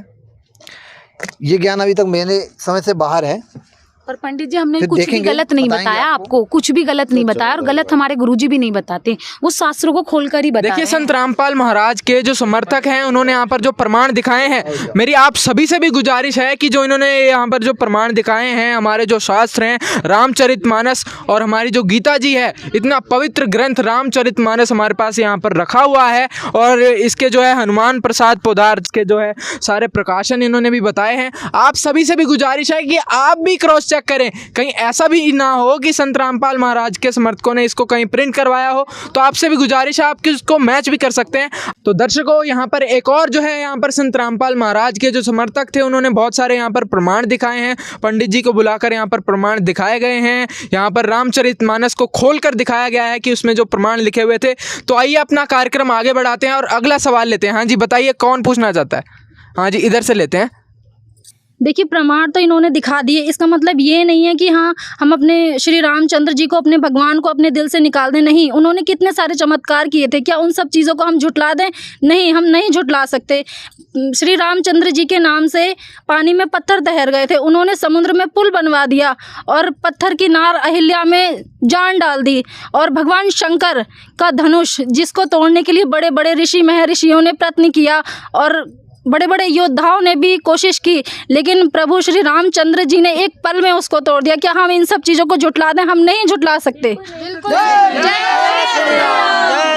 जैसे कि अभी इन बहन ने बताया, राम है, उनके आगे मर्यादा पुरुषोत्तम लगता है। आपने सुना होगा कि राम नाम आधार मिले तो जल में राह बनाते हैं, जिन पर कृपा राम करे वो पत्थर भी तिर जाते हैं। ये क्या बकवास बातें करी है इन्होंने अभी? ये क्या बकवास बातें कर रहे हैं? श्री रामचंद्र जी के नाम मात्र से ही पत्थर तिर गए थे, और ये क्या बोल रहे हैं कि श्री रामचंद्र जी, अभी इन्होंने बोला कि तीन देव की जो कर दे भक्ति, मतलब उनकी कोई मुक्ति नहीं होती है। क्या बकवास कर रहे हैं? इनकी बातें यहाँ पर बहुत बड़ी बात निकल कर आई है कि भगवान राम ने, भगवान श्री पुरुषोत्तम राम ने, उनके राम नाम लिखने से इतना बड़ा पुल बन गया था, उन्होंने पुल बनवा दिया था। हाँ जी, आप लोग बताइए। जैसा कि इन्होंने कहा कि भगवान श्री राम ने समुद्र पर पुल बनवा दिया था, तो मैं इनसे कहना चाहूँगा कि सारे हिंदू समाज में राम सेतु को लेकर अनेक अनेक धारणाएं हैं। तो कुछ लोगों का मानना है कि नल नील ने समुद्र पर पत्थर तैरा दिए थे, और कुछ लोगों का ये भी मानना है कि हनुमान जी ने पत्थर पर श्री राम लिख दिया तो पत्थर तैर गए थे। जबकि हमारे गुरुजी संत रामपाल जी महाराज ने शास्त्रों से प्रमाणित करके बताया है कि जब श्री राम समुद्र में 3 दिन तक खड़े होकर समुद्र से प्रार्थना की थी, समुद्र पर पुल बनवाने के लिए कि हमें रास्ता दे दो, तो समुद्र ने रास्ता नहीं दिया था और श्री राम ने कई प्रयत्न किए लेकिन वो उसमें सफल नहीं हो पाए। तब कभी परमात्मा स्वयं मुनिंद्र ऋषि रूप में वहाँ प्रकट हुए थे और अपनी आशीर्वाद से, अपनी शक्ति से पर्वत के चारों ओर रेखा खींचकर उस पर्वत के सारे पत्थर हल्के कर दिए थे, जिससे वो समुद्र पर तैर गए थे और पुल बन गया था। अब कुछ लोगों के मन में ये चीज़ भी आएगी कि मुनिंद्र ऋषि कौन थे, तो मैं आपको गुरुजी के ज्ञान आधार से बताना चाहूँगा। गुरुजी ने सूक्ष्म वेद से प्रमाणित किया है और कभी परमेश्वर ने अपनी वाणी में भी बताया है कि मैं चारों युगों में आता हूँ। कभी परमात्मा ने वाणी बोली है कि सतयुग में सत सुकृत कह टेरा, त्रेता नाम मुनिंदर मेरा, द्वापर में करुणा में कहाया, कलयुग नाम कबीर धराया। तो कभी परमात्मा स्वयं मुनिंदर ऋषि रूप में आए थे और लीला की थी। जी, आप कुछ बताना चाह रहे हैं? अगर आप इन चमत्कारों से भगवान राम को सर्वोपरि भगवान मानते हैं तो ऐसे तो अनेकों ऋषि हुए हैं जिन्होंने बहुत चमत्कार किए हैं। अगस्त ऋषि ने 7 समुद्र को एक घूंट में पी लिया था। तो ऐसे तो अगस्त ऋषि बड़े हुए रामचंद्र जी से। तो जैसे वाणी है कि समुद्र पार लंका गयो सीता को भरतार, अगस्त ऋषि ने 7 पी लिए, इनमें कौन करतार। ऐसे तो अगस्त ऋषि बड़े हुए और अनेकों और भी ऋषि हुए हैं जो उन्होंने चमत्कार किए हैं। तो दर्शकों, कहीं ना कहीं इनकी बात ठीक भी है, क्योंकि किसी भी चमत्कार से हम भगवान की समर्थता को चेक नहीं कर सकते हैं। आइए और दूसरे सवाल की ओर बढ़ते हैं। जी, राम जी को कोई साधारण शक्ति ना समझिए। राम जी आदि पुरुष, उत्तम पुरुष और सबसे सर्वश्रेष्ठ हैं। उनके जैसा कोई नहीं हो सकता।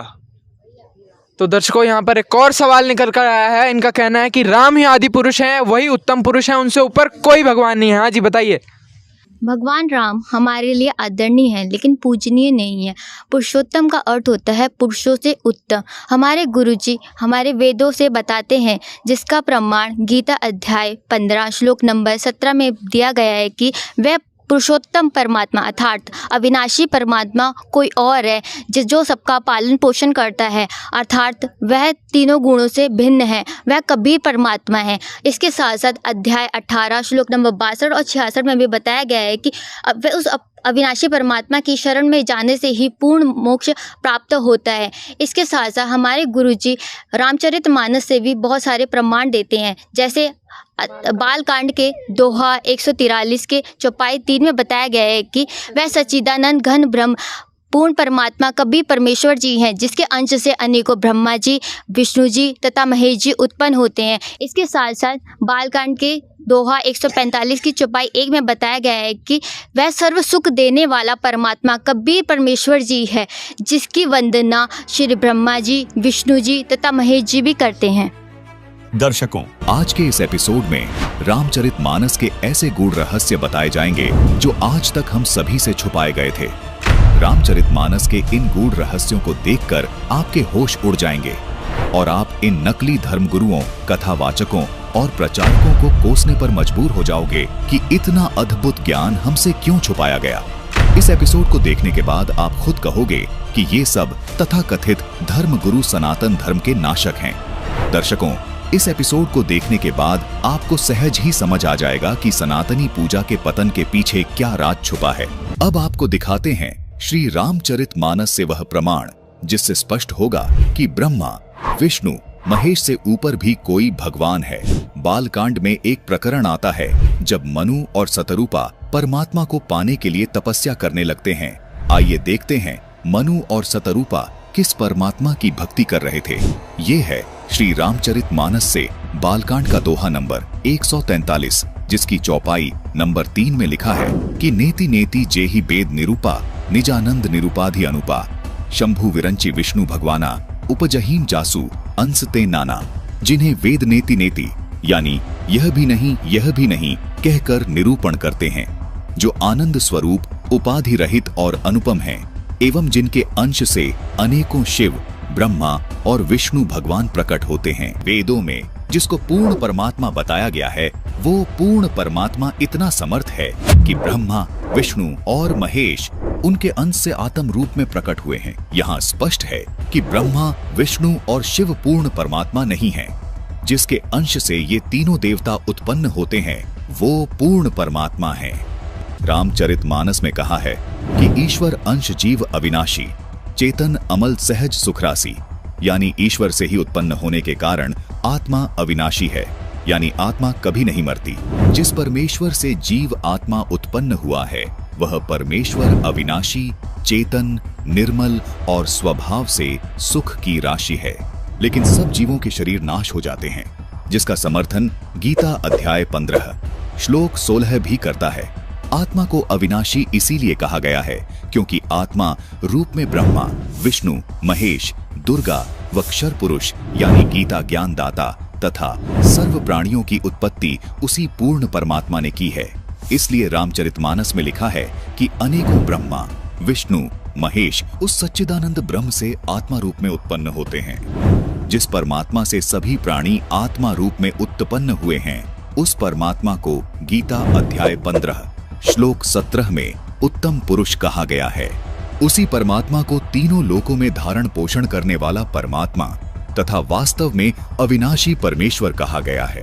गीता अध्याय 4 श्लोक 5 और 9 में तथा गीता जी अध्याय 2 श्लोक 12 में तथा गीता अध्याय 10 श्लोक 2 में गीता ज्ञान दाता यानी क्षर पुरुष ने अपने आप को नाशवान कहा है तथा स्वीकार किया है कि अर्जुन मेरे और तेरे बहुत जन्म हो चुके हैं, उनको तू नहीं जानता, मैं जानता हूँ। इससे सिद्ध हो जाता है कि क्षर पुरुष यानी गीता ज्ञान दाता जो ब्रह्मा, विष्णु, महेश के स्थूल शरीर का पिता है वो भी अविनाशी नहीं है, उसका शरीर भी नष्ट होता है। अब आपको गीता अध्याय 15 श्लोक 16 से भी स्पष्ट करते हैं। इस श्लोक में कहा है कि दो पुरुष हैं, क्षर पुरुष और अक्षर पुरुष तथा इनके अंतर्गत सब प्राणियों के शरीर तो नाशवान है, यानी ये सब नष्ट होते हैं, परंतु आत्मा सबकी अविनाशी है। इसलिए ही रामचरितमानस में कहा है कि ईश्वर अंश जीव अविनाशी, चेतन अमल सहज सुखरासी, यानी परमात्मा का अंश होने के कारण आत्मा का कभी नाश नहीं होता। गीता अध्याय 15 श्लोक 17 में पूर्ण परमात्मा को उत्तम पुरुष और अविनाशी इसलिए कहा गया है क्योंकि उत्तम पुरुष यानी पूर्ण परमात्मा का शरीर भी अविनाशी है। इस उत्तम पुरुष को परमात्मा भी इसलिए कहा गया है क्योंकि ये पूर्ण रूप से अविनाशी है, सब आत्माओं का स्वामी है, जिसका शरीर भी कभी नष्ट नहीं होता। इस उत्तम पुरुष के लोक में किसी प्रकार का कोई दुख नहीं है, ये किसी को दुख नहीं देता, सिर्फ सुख ही सुख देता है। इसलिए इसी परमात्मा को रामचरितमानस में सुख की राशि भी कहा है। जिस गीता ज्ञान दाता काल के लोक में हम रह रहे हैं, इस लोक के मालिक को परमात्मा नहीं कहा जा सकता क्योंकि इस काल लोक में कोई सुखी नहीं है। इसलिए पूरी गीता जी में गीता ज्ञान दाता ने अपने को कहीं भी परमात्मा नहीं कहा, केवल उस उत्तम पुरुष को ही परमात्मा तथा अविनाशी परमेश्वर कहा है। दर्शकों, गीता जी में अन्य स्थानों पर जहां भी परमात्मा शब्द से संबोधन किया गया है वो इसी उत्तम पुरुष अर्थात सच्चिदानंद घन ब्रह्म के विषय में बोला गया है। अर्थात पूर्ण परमात्मा का शरीर कभी नष्ट नहीं होता। इसीलिए इस श्लोक में लिखा है कि वो उत्तम पुरुष तो अन्य ही है जो वास्तव में अविनाशी है, उसी को परमात्मा कहा गया है। संत रामपाल जी महाराज सभी को आदि सनातनी भक्ति पर इसलिए दृढ़ कर रहे हैं ताकि हम सब आदि सनातनी भक्ति करके उस उत्तम पुरुष के अविनाशी लोक में चले जाएं, जहां जाने वाली सभी जीवात्माओं को भी अविनाशी शरीर प्राप्त होता है। अविनाशी शरीर होने के कारण उस शाश्वत लोक में पुनर्जन्म व मृत्यु नहीं होती, जहां जाने के बाद साधक लौटकर इस काल लोक में कभी वापस नहीं आते। इसी को पूर्ण मोक्ष कहा जाता है। गीता अध्याय 18 श्लोक 62 में गीता ज्ञान दाता इसी अविनाशी लोक की बात कर रहा है। यही वो शाश्वत यानी सदा रहने वाला स्थान सतलोक है। इसी के साथ रामचरितमानस में उत्तरकांड दोहा नंबर 116 की चौपाई 1 में बताया गया है, ईश्वर अंश जीव अविनाशी, चेतन अमल सहज सुख राशि। ईश्वर से उत्पन्न होने वाली आत्माओं को अविनाशी बताया गया है और वह अविनाशी परमात्मा कबीर परमेश्वर है जिन्हें रामचरितमानस में सुख की राशि बताया गया है। जी बताइए। इसी के साथ कबीर सागर के ज्ञान बोध सागर में भी बताया गया है, राम राम सब जगत बखाने, आदि राम कोई बिरला जाने। आदि राम तो कोई और ही है जिसे कोई बिरला ही बता सकता है। आज वर्तमान समय में केवल संत रामपाल जी महाराज हैं जो उस आदि राम की पूर्ण जानकारी हमें शास्त्रों से प्रमाणित करके बता रहे हैं। इसी के साथ हमारे संत रामपाल जी महाराज सूक्ष्म वेद की वाणी बताते हैं, एक राम दशरथ का बेटा, एक राम घट घट में बैठा, एक राम का सकल पसारा, एक राम है जग से न्यारा। इन चारों को छोड़ जो पंचम को ध्यावे, कह कबीर सो हमको आवे। इसका मतलब हमारे संत रामपाल जी महाराज ये बताते हैं कि वो पूर्ण परमात्मा, वो राम, वो कबीर परमात्मा है और वो चारों युग में। इसका भी प्रमाण हमारे संत रामपाल जी महाराज एक और वाणी में बताते हैं, सतयुग में सत सुकृत कह तेरा, त्रेता नाम मुनिंदर मेरा, द्वापर में करुणा में कहाया, कलयुग नाम कबीर धराया। हमारे संत रामपाल जी महाराज जी बताते हैं कि वो पूर्ण परमात्मा, वो असली राम जो है वो कबीर परमात्मा ही है, जिसकी साधना से हमें पूर्ण मोक्ष प्राप्त होगा। उस पूर्ण परमात्मा के बारे में हमारे वेदों में भी प्रमाण है, वेदों में भी उस पूर्ण परमात्मा की महिमा गाई गई है। जैसे कि हमारे संत रामपाल जी महाराज जी ने उन सदग्रंथों को खोलकर बताया, परमात्मा ने वो चारों वेदों में बताया कि उस पूर्ण परमात्मा की क्या क्या महिमा बताई गई है। ऋग्वेद मंडल नंबर 9 सूक्त 1 के मंत्र 9 में बताया गया है, उसमें बताया गया है कि वेदों में परमात्मा को कबीर देव के नाम से संबोधित किया गया है और उसमें बताया गया है कि वह पूर्ण परमात्मा अपने निज धाम मतलब यानी कि सतलोक से चलकर स्वयं धरती पर आकर प्रकट होते हैं। वो शिशु रूप बालक का रूप मतलब शिशु रूप मतलब बालक का रूप धारण कर कर आते हैं और उस परमात्मा की जो परवरिश होती है वो कुंवारी गाय के दूध से की जाती है। उसी के साथ साथ ऋग्वेद मंडल नंबर 9 सूक्त 94 के मंत्र 1 में भी बताया गया है कि उस पूर्ण परमात्मा की लीलाओं का काफी रूप से वर्णन किया गया और उसमें बताया गया कि वह पूर्ण परमात्मा अपने तत्व ज्ञान को प्रचार करने के लिए कवियों का रूप धारण करता है, मतलब वहां उस परमात्मा को कवि की उपाधि दी गई है। उसी के साथ साथ ऋग्वेद मंडल नंबर 9 सूक्त 96 के मंत्र 17 में बताया गया है कि वह पूर्ण परमात्मा शिशु रूप धारण कर कर वह तत्व ज्ञान का प्रचार करता है, मतलब कबीर की वाणी मतलब कवियों की वाणी के माध्यम से उस तत्व ज्ञान का प्रचार करता है। उसी के साथ साथ यजुर्वेद अध्याय 29 के मंत्र 25 में भी बताया गया है कि वह पूर्ण परमात्मा अपने तत्व ज्ञान को प्रकट करने के लिए धरती पर स्वयं प्रकट होते हैं। जब भक्त समाज के साथ शास्त्र विधि को त्याग कर मनमाना आचरण कराया जा रहा होता है तब परमात्मा खुद आकर उस तत्व ज्ञान को प्रकट करते हैं कि ताकि उन बच्चों तक, उन सभी मेरी संतान तक वो तत्व ज्ञान पहुंच पाए जो कि शास्त्र अनुकूल तत्व ज्ञान है। यही नहीं, हमारे संत रामपाल जी महाराज जी ने ऐसे अनेकों प्रमाण हर एक सदग्रंथों में दिए। रामचरितमानस में भी उस आदि राम मतलब उस आदि परमेश्वर पूर्ण परमेश्वर के बारे में बताया गया, जिसके बहुत सारे प्रमाण रामचरितमानस में है। हम वो प्रमाण आपको रामचरितमानस में खुद दिखा सकते हैं। उसी के साथ साथ रामचरितमानस में भी बताया गया है, रामचरितमानस के बालकांड प्रश्न नंबर 33 के दोहा नंबर 12 में बताया गया है कि सरस्वती, ब्रह्मा जी, विष्णु जी और शिव जी, वेद पुराण भी उस आदि राम के गुणगान किया करते हैं।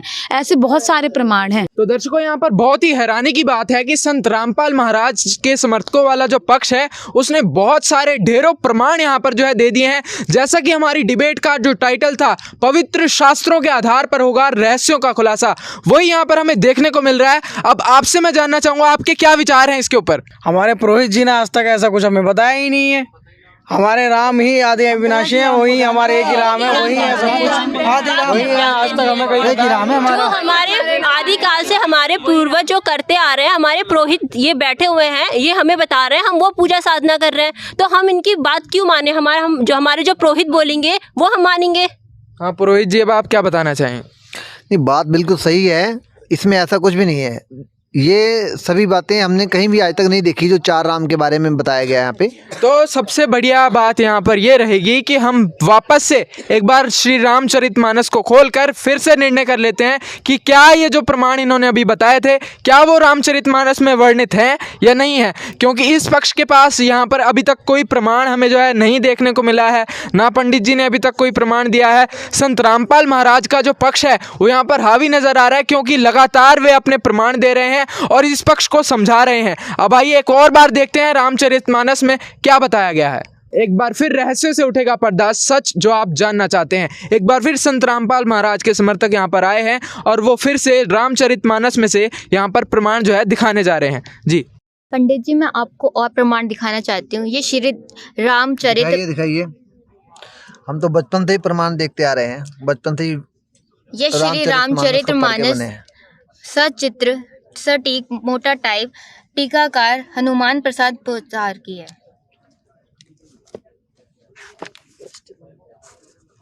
इसका प्रश्न नंबर 136 रामचरितमानस बालकांड। नेति नेति जेहि वेद निरूपा निजानंद निरूपाध्य अनूपा शंभु विरंजी विष्णु भगवाना उपजहि जासु अंश ते नाना।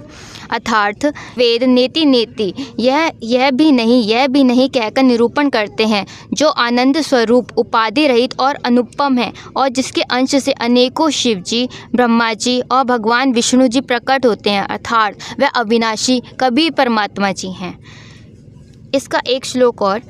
प्रश्न नंबर 137 सुनु सेवक सुरतरु सुरधेनु विधि हरि हर वंदित पद रेणु सेवत सुलभ सकल सुखदायक प्रणत पाल सच राचर नायक। हे प्रभु सुनिए, आप सब सेवकों के लिए कल्प वृक्ष और कामधेनु हैं। आपकी चरण रज की ब्रह्मा विष्णु और शिवजी भी वंदना करते हैं। आप सेवा में करने में सुलभ हैं और सब सुखों में देने वाले हैं। आप शरणागत के रक्षक हैं और जड़ चेतन के स्वामी, अर्थात वह अविनाशी कभी परमात्मा है जिसकी वंदना भगवान शिव जी, भगवान विष्णु जी और भगवान ब्रह्मा जी करते हैं। पंडित जी, आप इसमें पूर्ण परमेश्वर के बारे में भी बताया गया, जैसे कि अभी हमने आपको वेदों से बताया गया था पूर्ण परमेश्वर के बारे में। ये देखो रामचरितमानस का बालकांड है और प्रश्न नंबर 18 है जिसमें बताया गया है कि जो परमेश्वर एक है जिनकी कोई इच्छा नहीं है और जो अजन्मा सच्चिदानंद और परम धाम है, जो सब में व्यापक एवं विश्व रूप है, उन्हीं भगवान ने दिव्य शरीर धारण करके नाना प्रकार की लीला की है। मतलब वही पूर्ण परमात्मा नाना प्रकार की लीलाएं करता है क्योंकि वही अपना तत्व ज्ञान पहुँचाता है, क्योंकि वो शिशु रूप धारण करके ना जाने कितनी लीलाएं करके उस तत्व ज्ञान को अपने बच्चों तक पहुँचाते हैं, जिसमें खुद रामचरितमानस भी बता रही है। उसी के साथ साथ हम आपको एक और प्रमाण देते हैं कि जिसमें श्री राम जी को एक तेज पुंज प्रकाश में मतलब कवि मिले थे, जिसका आज तक अनुवाद करता भी मतलब पहचान नहीं कर पाए हैं कि वो तेज पुंज प्रकाश में व्यक्ति कौन थे। तेज पुंज का कोई कवि तो हो नहीं सकता, सोचने वाली बात है पंडित जी। देख लीजिए पंडित जी, प्रश्न नंबर 419 है जिसमें बता रखा है, जिसमें अनुवादकर्ता खुद भ्रमित हैं कि मतलब वो तेज पुंज के व्यक्ति कौन थे। ते ही अवसर एक तापसु आवा तेज पुंज लघु वया सुहाबा कभी अलिखित गति वेश विरागी मन क्रम वचन राम अनुरागी। उसी अवसर पे वहाँ एक तपस्वी आया जो तेज पुंज का मतलब छोटी अवस्था का और सुंदर था, उसकी गति कभी नहीं जानते अथवा वह कभी था जो अपना परिचय नहीं देना चाहते, वह वैरागी वेश में था। इस तेज पुंज ताप के प्रसंग को कुछ टीकाकार छेपक मानते हैं, मतलब वो खुद भी अनुवाद नहीं कर पाए हैं और कुछ लोगों के देखने में यह अप्रासंगिक और ऊपर से जोड़ा हुआ सा जान भी पड़ता है, परंतु यह सभी प्राचीन कृतियों में भी है। गोसाई जी अलौकिक अनुभवी पुरुष थे, पता नहीं यहाँ इस प्रसंग के रखने में क्या रहस्य है।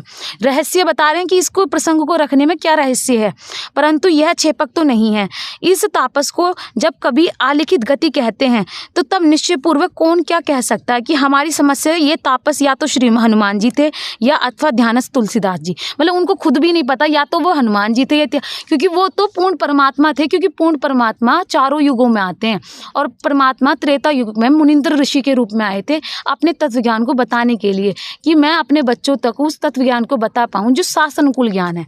इसका खुद अनुवाद करता, अब खुद देख लीजिए, इसका खुद अनुवाद करता पूर्ण रूप से अनुवाद नहीं कर पा रहे हैं कि वो है कौन, वो तेज पुंज प्रकाश में व्यक्ति, वह तेज पुंज प्रकाश में मानव खुद पूर्ण परमात्मा थे। इससे सिद्ध हो जाता है कि वो पूर्ण परमात्मा, वो आदि राम कोई और है, वो श्री राम जी नहीं है, वो आदि राम, वो पूर्ण परमेश्वर है। उसी के साथ साथ पंडित जी हम आपको एक और प्रमाण देते हैं जो कि हमारे गुरुजी ने बताया है। पंडित जी आप बात कर रहे थे ना कि आदि राम और राम राम, मतलब आप कह रहे हो कि वो आदि राम ही राम है। हमने तो आपको गुरुजी की दया से इतने प्रमाण दिए क्योंकि हमारे गुरुजी ने हमें बताया है। उसी के साथ साथ एक मुनिराज, मतलब एक मुनि से वार्तालाप कर रहे हैं जो कि पूछ रहे हैं, जिसमें कि मतलब भगवान शिव जी के बारे में कथा बता रहे हैं, जिसमें बता रहे हैं कि उन मुनि जी ने उस मुनि जी से पूछा कि हे मुनिराज, वह भी राम की महिमा है क्योंकि शिव जी महाराज दया करके राम नाम का ही उपदेश करते हैं। और हे प्रभु, मैं आपसे पूछता हूँ कि वे राम कौन है, हे कृपा निधान मुझे समझा कर कहिए। वो पूछ रहे हैं उस आदि राम के बारे में, क्योंकि हर कोई उस मतलब हर कोई श्री राम मतलब दशरथ पुत्र श्री राम जी को जानता है। एक राम तो अवध नरेश दशरथ जी के कुमार हैं। वो खुद कह रहे हैं एक मुनि दूसरे मुनि से कि एक राम तो अवध नरेश दशरथ जी के कुमार हैं। उनका चरित्र सारा संसार जानता है। उन्होंने स्त्री के विरह में अपार दुख उठाया और क्रोध आने पर युद्ध में रावण को मार डाला।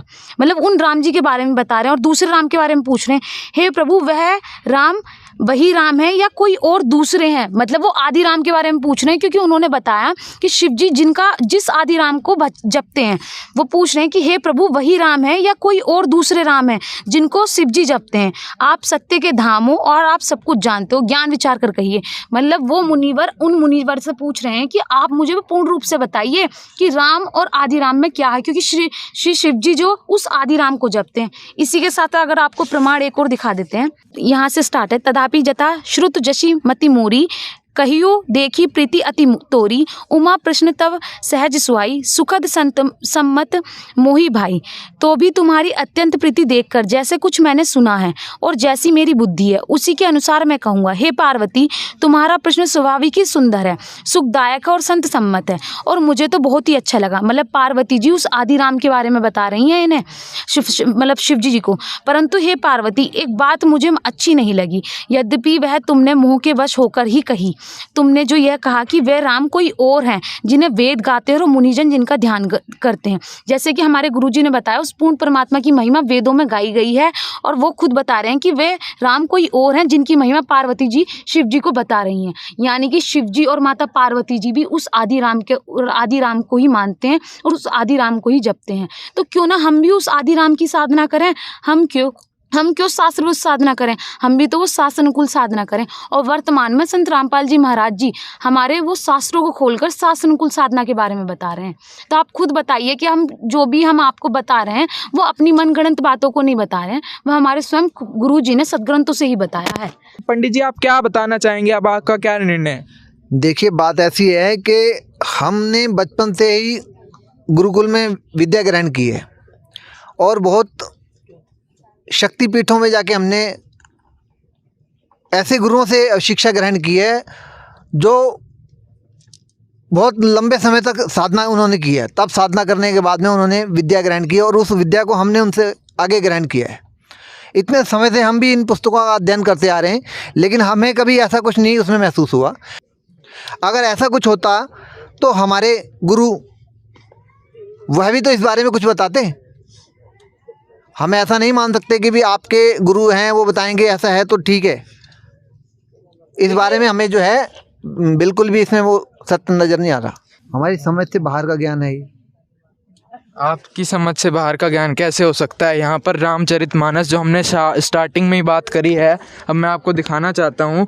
ये रामचरितमानस है, ना तो इनकी कोई छपवाई हुई है, ना तो हम खुद यहाँ पर ग्रंथ लेकर आए हैं, क्योंकि ऐसे न्यूज़ ये चाहता है कि सच हम वो आपको बताएं जो आप जानना चाहते हैं। अब यहाँ मैं आपको दिखाना चाहूँगा कि ना तो इनकी कोई खुद की छपवाई हुई है, इसका यहाँ पर आप देख सकते हैं टीकाकार हनुमान प्रसाद पोदार हैं और यहाँ पर आप देखेंगे पूरी की पूरी रामचरितमानस है यहाँ पे। अब यहाँ पर इनकी लिखी हुई भी नहीं है, यहाँ पर कबीर सागर रखा है, यहाँ पर भगवत गीता जी रखी हैं।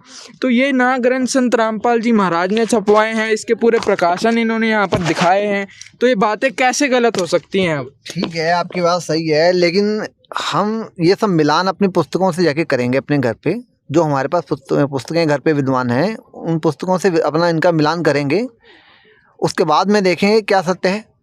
भाई साहब आप क्या बताएंगे? देखिए जो जैसा कि अभी यहाँ पे इन्होंने दिखाया है, प्रमाण जो हमें दिखाए गए हैं वो अब यहाँ हम लोग देख रहे हैं अभी तो लग रहा है कि सही है, बट अभी तक हमारे पुरोहित जी ने कभी हमें ऐसा बताया नहीं है, ना ही हमने किसी से ऐसा सुना है।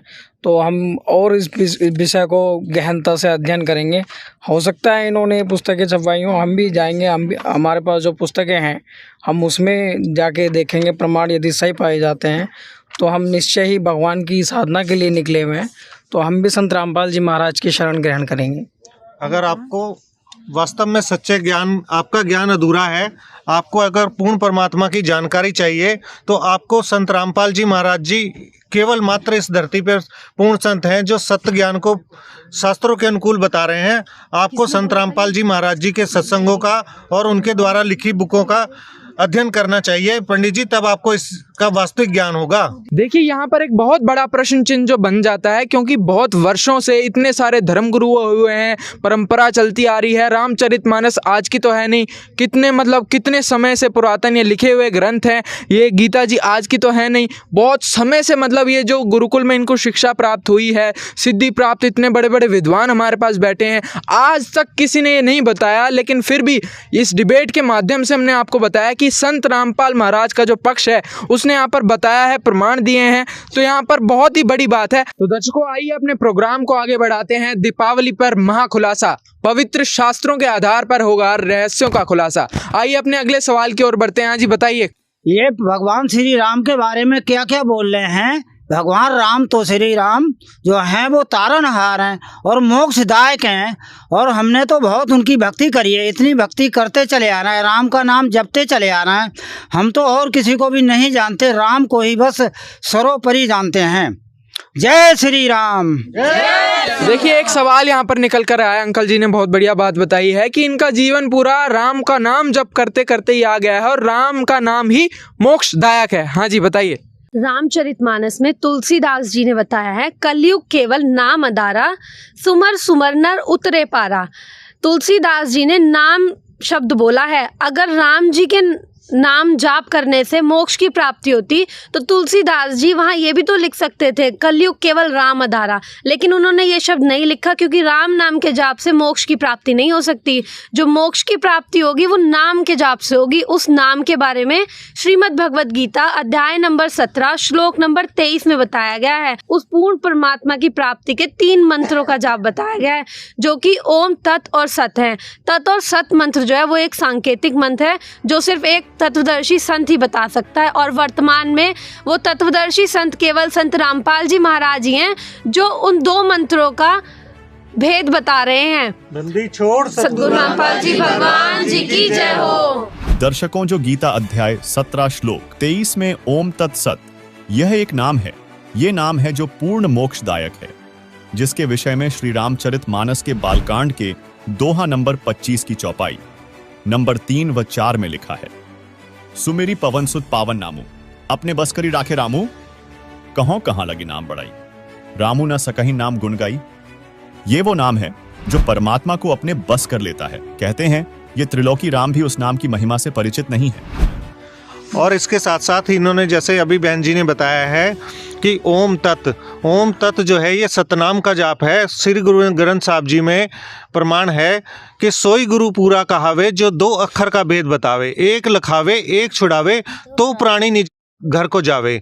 तो ये संत रामपाल जी महाराज जी ने सतनाम का जाप अपने सभी शिष्यों को दिया है। ये शास्त्र अनुकूल है और इसी नाम के बारे में बार बार सभी संतों ने जिक्र किया है, और ये जाप संत रामपाल जी महाराज जी अपने सभी शिष्यों को देते हैं, और इसी नाम का जाप से ही मोक्ष की प्राप्ति होगी। यानी कि इस नाम के जाप से जो है मोक्ष की प्राप्ति होगी। हाँ जी, इधर से क्या सवाल है? ऐसे ही एक गुरु नानक देव जी की वाणी है जिसमें बताया गया है, नानक दुखिया सब संसार, सुखी सोए जो नाम आधार। इसमें नाम के बारे में बताया गया है, ना कि राम के बारे में। तो हमारे संत रामपाल जी महाराज जी वो नाम देते हैं जिससे कि हमें मंत्र जाप करने से सुख मिलता है और हमें मोक्ष की प्राप्ति होती है, जो कि हम नित्य जाप करते हैं, सुबह भी करते हैं, शाम भी करते हैं, डेली ये मंत्र का हम जाप करते हैं, जिससे कि हमें सुख मिल सकता है और मोक्ष की प्राप्ति हो सकती है। अगर ये लोग भी उस मंत्र को शास्त्रों के द्वारा बताए गए अनुसार भक्ति करेंगे तो इनको भी लाभ संभव है। तो दर्शकों, जैसा कि संत रामपाल जी महाराज के समर्थकों ने यह बात सिद्ध करके बताई है शास्त्रों से कि उस राम के जो असली नाम है उन सत मंत्रों से जाप करने से ही हमें मोक्ष की प्राप्ति हो सकती है, और वही नाम जो है तारक नाम है। हम भी राम नाम का ही जाप करते हैं। इन्होंने हमें बहका रखा है और ये सनातन विरोधी हैं और राम विरोधी हैं। हम भी दिन राम कर रहे हैं और राम का नाम हमारे सारे राम भक्त बैठे हैं। जय श्री राम, जय श्री राम। राम का नाम जाप करते हैं। जी, इनका कहना है कि ये भी राम का नाम जाप करते हैं और आप लोग जो है सनातन विरोधी हैं। अब आप लोग बताइए, आप सनातन विरोधी हैं या आप सनातन हितैषी हैं? आपने बहुत सारी जो है बातें बिल्कुल हटकर बताई हैं जो आज तक किसी ने नहीं सुनी है। आज के महाखुलासा के प्रोग्राम में आपने भी बहुत सारी बातें ऐसी सुनी होंगी जो आज तक आपने नहीं सुनी। इसलिए ऐसे न्यूज़ भी आपसे गुजारिश करता है, जो भी चर्चा यहाँ पर हुई है शास्त्रों के प्रमाणित चर्चा हुई है। अब आप लोग बताइए, आप क्या बताना चाहेंगे? संत रामपाल महाराज क्या सनातन विरोधी हैं या सनातन हितैषी हैं? आप क्या बताएंगे? संत रामपाल जी महाराज जी सनातन विरोधी नहीं है, सनातन हितैषी हैं। संत रामपाल जी महाराज जी ने, आपकी जानकारी के लिए बता दूं कि जो ये अयोध्या में श्री राम के मंदिर की स्थापना हुई थी उसमें अखंड भंडारा चलाया था, जो 24 घंटे लाखों लोगों ने किया, वो निःशुल्क था।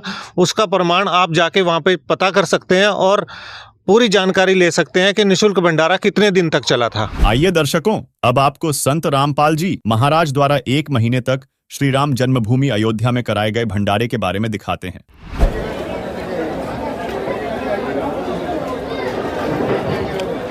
नमस्कार दोस्तों, अभी हम खड़े हैं अयोध्या धाम में और यहाँ पर अन्नपूर्णा रसोई में संत रामपाल जी महाराज जी के पावन सानिध्य में एक विशाल भंडारा आयोजित किया गया है। और दोस्तों, श्री राम जन्मभूमि पर दर्शनार्थ आए श्रद्धालुओं को संत रामपाल जी महाराज जी की तरफ से निःशुल्क भंडारा प्रदान किया जा रहा है।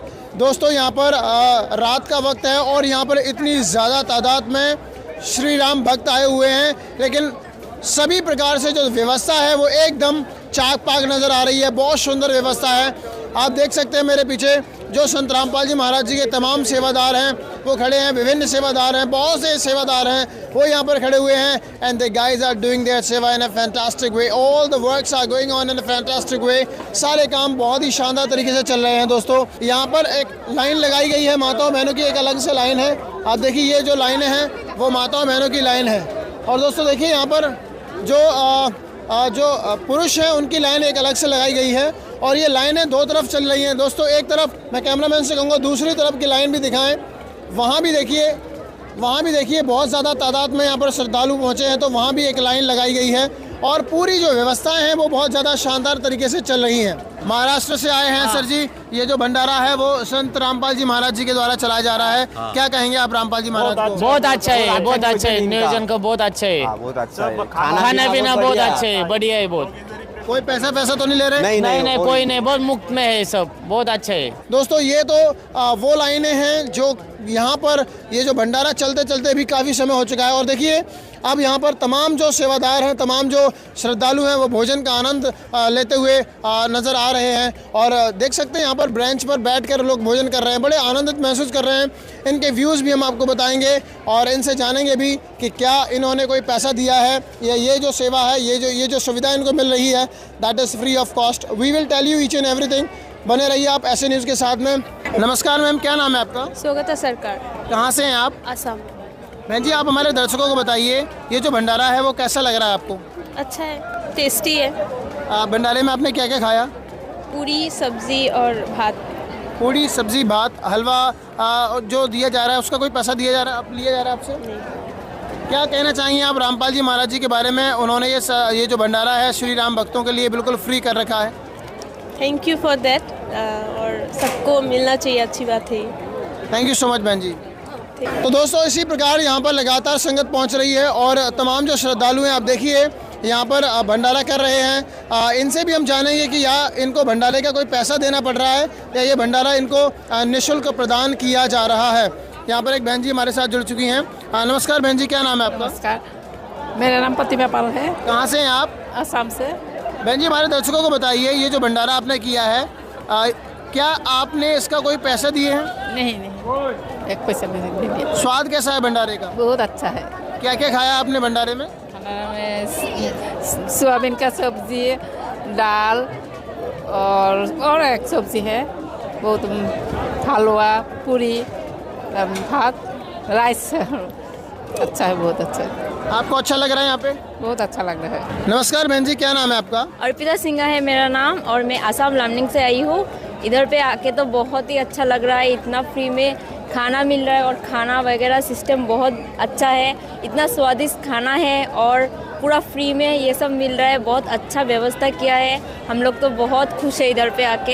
यहाँ पर ये व्यवस्था संत रामपाल जी महाराज जी के द्वारा की गई है।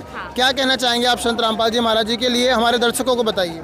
उनके विचार तो क्या ही बोले, उनका तो पूरा जो बोलना है, जो भी बोले उसका बारे में बहुत कम, उसका बारे में उसका विचार इतना अच्छा है कि उसका बारे में जितना ही बोलो उतना ही कम है। बहन जी, जिस प्रकार संत रामपाल जी महाराज देश को नशा मुक्त बनाना चाहते हैं और दहेज मुक्त करना चाहते हैं, ये कितना ज़रूरी है आप बताइए।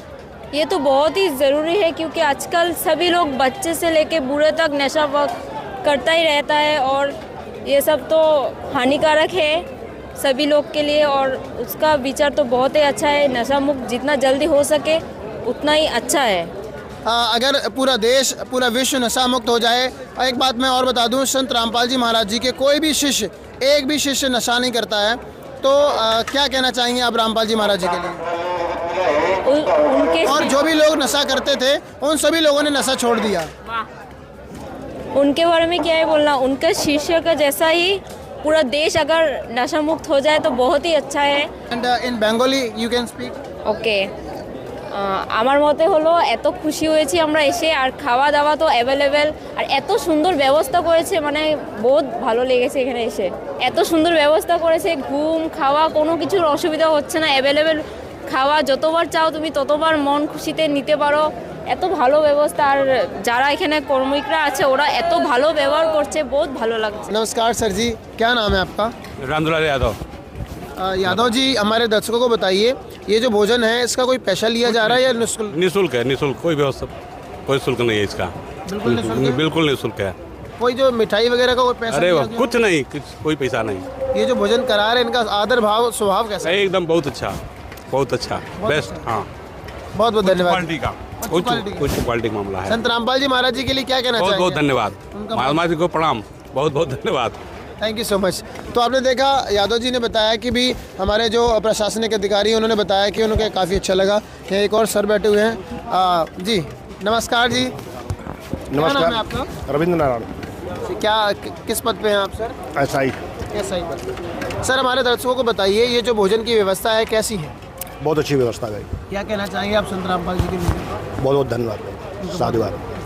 बहुत बहुत। कोई पैसा तो नहीं लिया जा रहा? कोई पैसा नहीं किसी का, बिल्कुल भी निःशुल्क। चाय वगैरह का कुछ नहीं। नमस्कार सर जी, क्या नाम है आपका? मैं भानुदत्त त्रिपाठी बोल रहा था। त्रिपाठी जी, कैसा लग रहा है आपको? एक नंबर का सब कुछ व्यवस्था। कोई पैसा तो नहीं लिया जा रहा राम भक्तों से? ना ना, निःशुल्क सेवा कर रहे हैं और खाना भी अच्छा खिला रहे हैं, अच्छा व्यवस्था से। कोई किसी के दबाव में तो नहीं बोल रहे आप? ये ईमानदारी से बताइए। दबाव? कोई दबाव नहीं, दबाव में क्यों रहूँगा? जो भी है अच्छा, जो सामने वही तो बोलूँगा। बहुत बहुत धन्यवाद। Thank you. दोस्तों, अभी आपने देखा जो भी अतिथिगण, जो भी श्रद्धालु यहाँ पर आए थे, जो भी सेवादार प्रशासनिक अधिकारी भोजन कर रहे थे, उनसे हमने आपको मिलाया और बताया कि भी उन्होंने बताया कि यहाँ पर कोई भी शुल्क नहीं लिया जा रहा है। श्री राम भक्तों की सेवा करके संत रामपाल जी महाराज जी के अनुयायी बहुत खुश हैं और जो भी लोग भंडारा कर रहे हैं वे भी काफ़ी खुश हैं संत रामपाल जी महाराज जी के शिष्यों के व्यवहार से। कुछ और हमारे साथ संत रामपाल जी महाराज जी के शिष्य जुड़ चुके हैं, इनसे जानते हैं कि आखिरकार इन्हें कैसा लग रहा है और क्या क्या पकवान दे रहे हैं ये आने वाले श्रद्धालुओं को। नमस्कार सर जी, क्या नाम है? सर जी, करमवीर दास जी। सर, क्या कहना चाहेंगे, क्या क्या भोजन में आप प्रदान कर रहे हैं? भोजन में जी है, लड्डू है, जलेबी है, बर्फ़ी है, बूंदी है, फुलकाराम है, हलवा प्रसाद है और रायता है, दही है। सर, कोई पैसा ले रहे हैं आप? यहाँ फ्री है जी, संत रामपाल जी महाराज जी की तरफ से कोई पैसा नहीं लिया जाता। सर, यहाँ पर जो भी प्रशासनिक अधिकारी वगैरह या जो भी आ रहे हैं, क्या कोई दान दक्षिणा देके जा रहा है? नहीं जी, यहाँ पे गुरुजी ने मना कर रखा है, ये सब आश्रम की तरफ से है। आश्रम की तरफ से निःशुल्क भंडारा चला हुआ है। यहाँ पे किसी भी प्रकार से जो बाहर से अतिथिगण आए हुए हैं, जैसे जो भी RSS के अधिकारी हैं, वो फोर्स तो बहुत ज़्यादा कर रहे हैं कि हमसे कुछ ना कुछ दान लो, आप पैसे लो, पर हमारे गुरुजों ने स्पष्ट मना कर रखा है कि वहाँ से किसी को भी कुछ नहीं लेना है, सब आश्रम की तरफ से व्यवस्था है जी। जो भी अपने RSS के भाई बंधु हैं या प्रशासनिक अधिकारी हैं, आप किसी से कोई पैसा नहीं ले रहे? बिल्कुल नहीं, कुछ भी नहीं ले रहे जी। वो हमें फोर्स भी करे, कई बार कहते हैं हमसे भी कुछ लो, पर हमारे गुरुजों ने बिल्कुल मना कर रखा है कि वहाँ से जो भी व्यवस्था होगी आश्रम की तरफ से होगी, तो उनसे कुछ भी नहीं लिया जा रहा जी। बहुत बहुत धन्यवाद, thank you so much sir. अच्छा, क्या नाम है आपका? मैं अंशुल वाजपेयी। वाजपेयी जी, कहाँ से आए आप? मैं कानपुर से, भारतीय जनता पार्टी का मीडिया प्रभारी हूँ, कानपुर ग्रामीण जिले से। श्री राम भक्तों के लिए संत रामपाल जी महाराज जी ने यहाँ पर निःशुल्क भंडारा लगाया हुआ है, आप उनके बारे में क्या कहना चाहेंगे? रामपाल जी निश्चित रूप से एक अच्छे राम भक्त हैं और उन्होंने सभी राम भक्तों के लिए जो सहयोग किया है, हम उसका हृदय की गहराइयों से धन्यवाद एवं आभार प्रकट करते हैं। भोजन भंडारा किया आपने? भोजन कर लिया मैंने, भोजन बहुत अच्छा था और मैं आपसे भी आवेदन करता हूं, हमारे जितने भी लोग हमें सुन रहे हैं, मैं उनसे आग्रह करता हूं कि आप यहां पधारिए और भोजन का आनंद लीजिए। राम राम बहन जी, कहाँ से हो आप? हम लोग मुंबई से आए हैं और हम लोग मलबार हिल विधानसभा के और राम भक्त है सभी, और राम भक्त राम लल्ला के दर्शन करने के लिए आए हैं।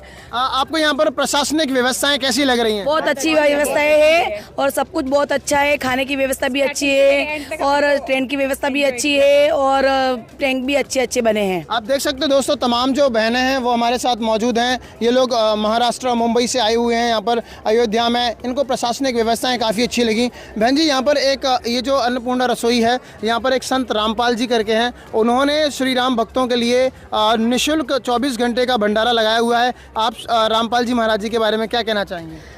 उन्होंने जो भी किया है वो बहुत अच्छी सुविधाएं की है, उनका भी धन्यवाद शुक्रगुजार हम लोग मानते हैं। और जो भी वो लोग कर रहे हैं, आज इतने सारे भक्त आ रहे हैं, इधर खाना खा रहे हैं और सब लोग इससे एंजॉय कर रहे हैं और मजे से भी राम भक्त लल्ला के भी दर्शन कर रहे हैं। बहन जी, एक बात और बताइए हमारे दर्शकों को कि ये जो जब भी हम संत रामपाल जी के शिष्यों से पूछते हैं, वो कहते हैं कि यहाँ पर राम भक्त आ रहे हैं, उनको भोजन खिला के हम बड़े खुश हैं, हमें बड़ी खुशी हो रही है। आप कह रहे हो कि भाई वो हमें भोजन खिला रहे हैं इसलिए हमें बड़ी खुशी हो रही है, तो इसका क्या राज है? मतलब दोनों के दोनों कुछ नहीं, अन्नपूर्णा उसके हाथ में है जो हम सबको भोजन खिला रहे हैं।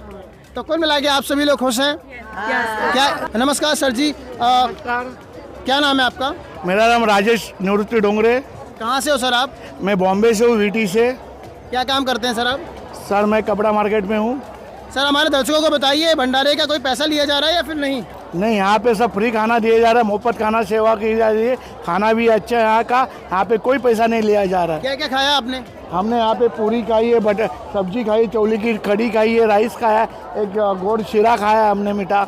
सर आप बताइए, कोई ऐसा तो नहीं कि एक बार आपको फ्री में दिया जा रहा है, दूसरी बार कोई पैसा लिया जाए? नहीं सर, यहाँ पे ऐसा अभी हमने सुना भी नहीं, ना हमसे कोई किसने पैसा लिया भी नहीं सर। चाय वाय की व्यवस्था कैसी है? सब अच्छी व्यवस्था, यहाँ पे नहाने की व्यवस्था अच्छी है, रहने की व्यवस्था अच्छी है, सब व्यवस्था अच्छी है। दर्शकों, अभी आपने देखा संत रामपाल जी महाराज द्वारा अयोध्या में कराए गए भंडारे से संबंधित यह रिपोर्ट, जिससे यह भी स्पष्ट होता है कि संत रामपाल जी महाराज व उनके अनुयायी श्री रामचंद्र जी का अनादर नहीं करते, बल्कि उन्हें भी श्री विष्णु जी के अवतार रूप में पूर्ण सम्मान देते हैं। चलिए आगे देखते हैं यह डिबेट।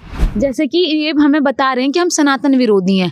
पहली बात तो हमने इनको जितना भी प्रमाण दिए वो शास्त्रों से दिए और हमारे गुरुजी भी शास्त्रों को खोलकर ही बताते हैं।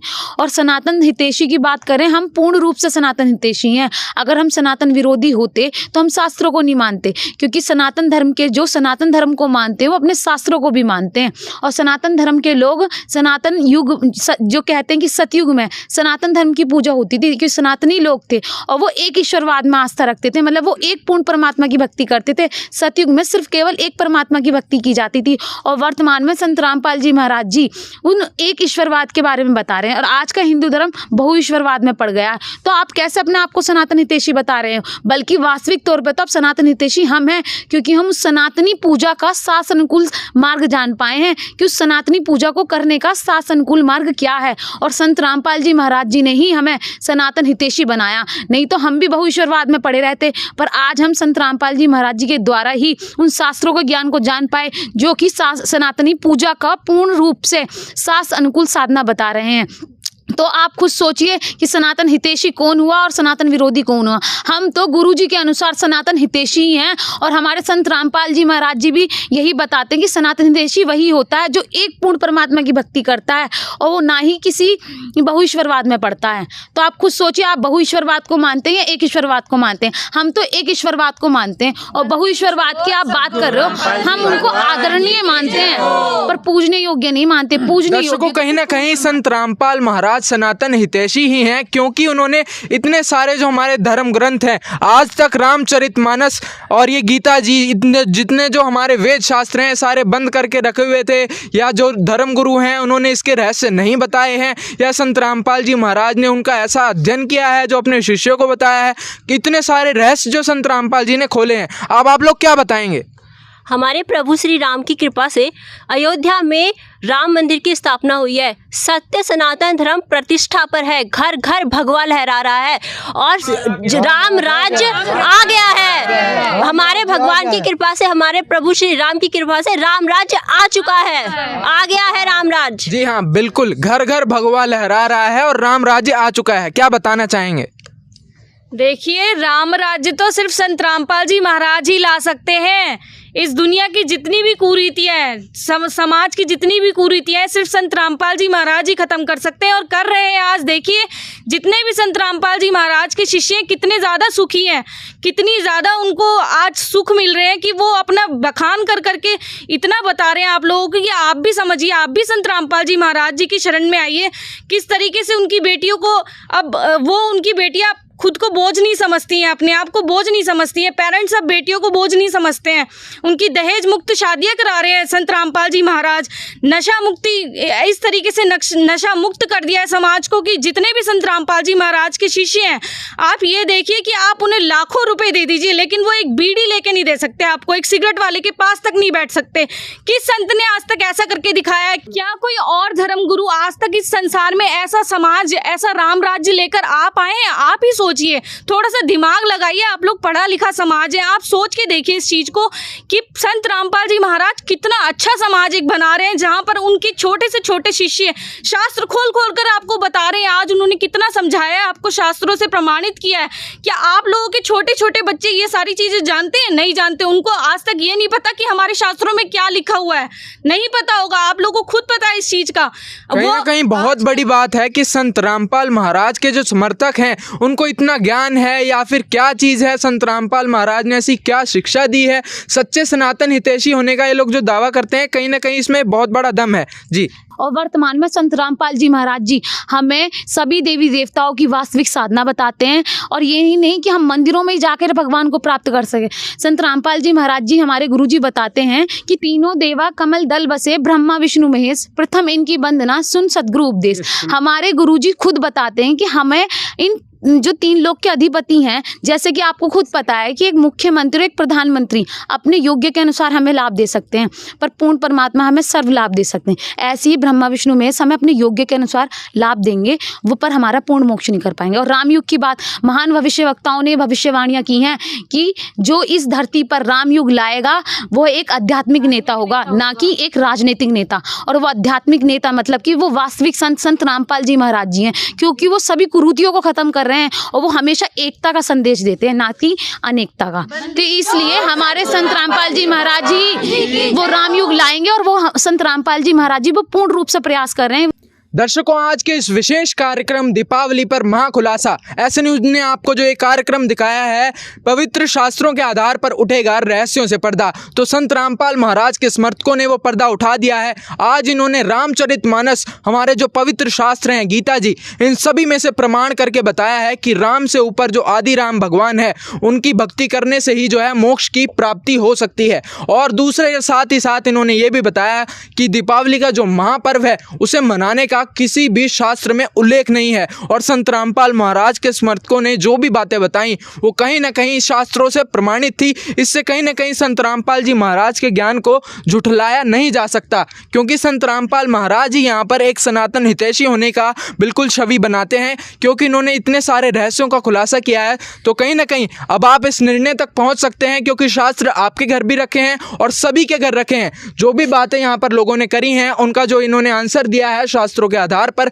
उसका आप मिलान करके इस डिबेट के निर्णय पर पहुंचे कि आखिर क्या सही है और क्या गलत है। क्योंकि शास्त्रों के आधार पर ही हमने पहले ही कहा था कि ऐसे न्यूज जो भी आपको सच दिखाता है, वो जो आप जानना चाहते हैं, अब उसका निर्णय सिर्फ और सिर्फ शास्त्रों के आधार पर ही हो सकता है। और हमारी फिर से आपको एक बार फिर गुजारिश है कि आप भी स्वयं जाकर निर्णय करें। आपके घर पवित्र रामचरितमानस जो रखी हुई है उसको खोल कर देखें। अब ऐसे न्यूज के इस खास प्रोग्राम में बस इतना ही। एक और बार फिर मिलेंगे एक नए खुलासे के साथ। तब तक के लिए दीजिए इजाज़त। धन्यवाद।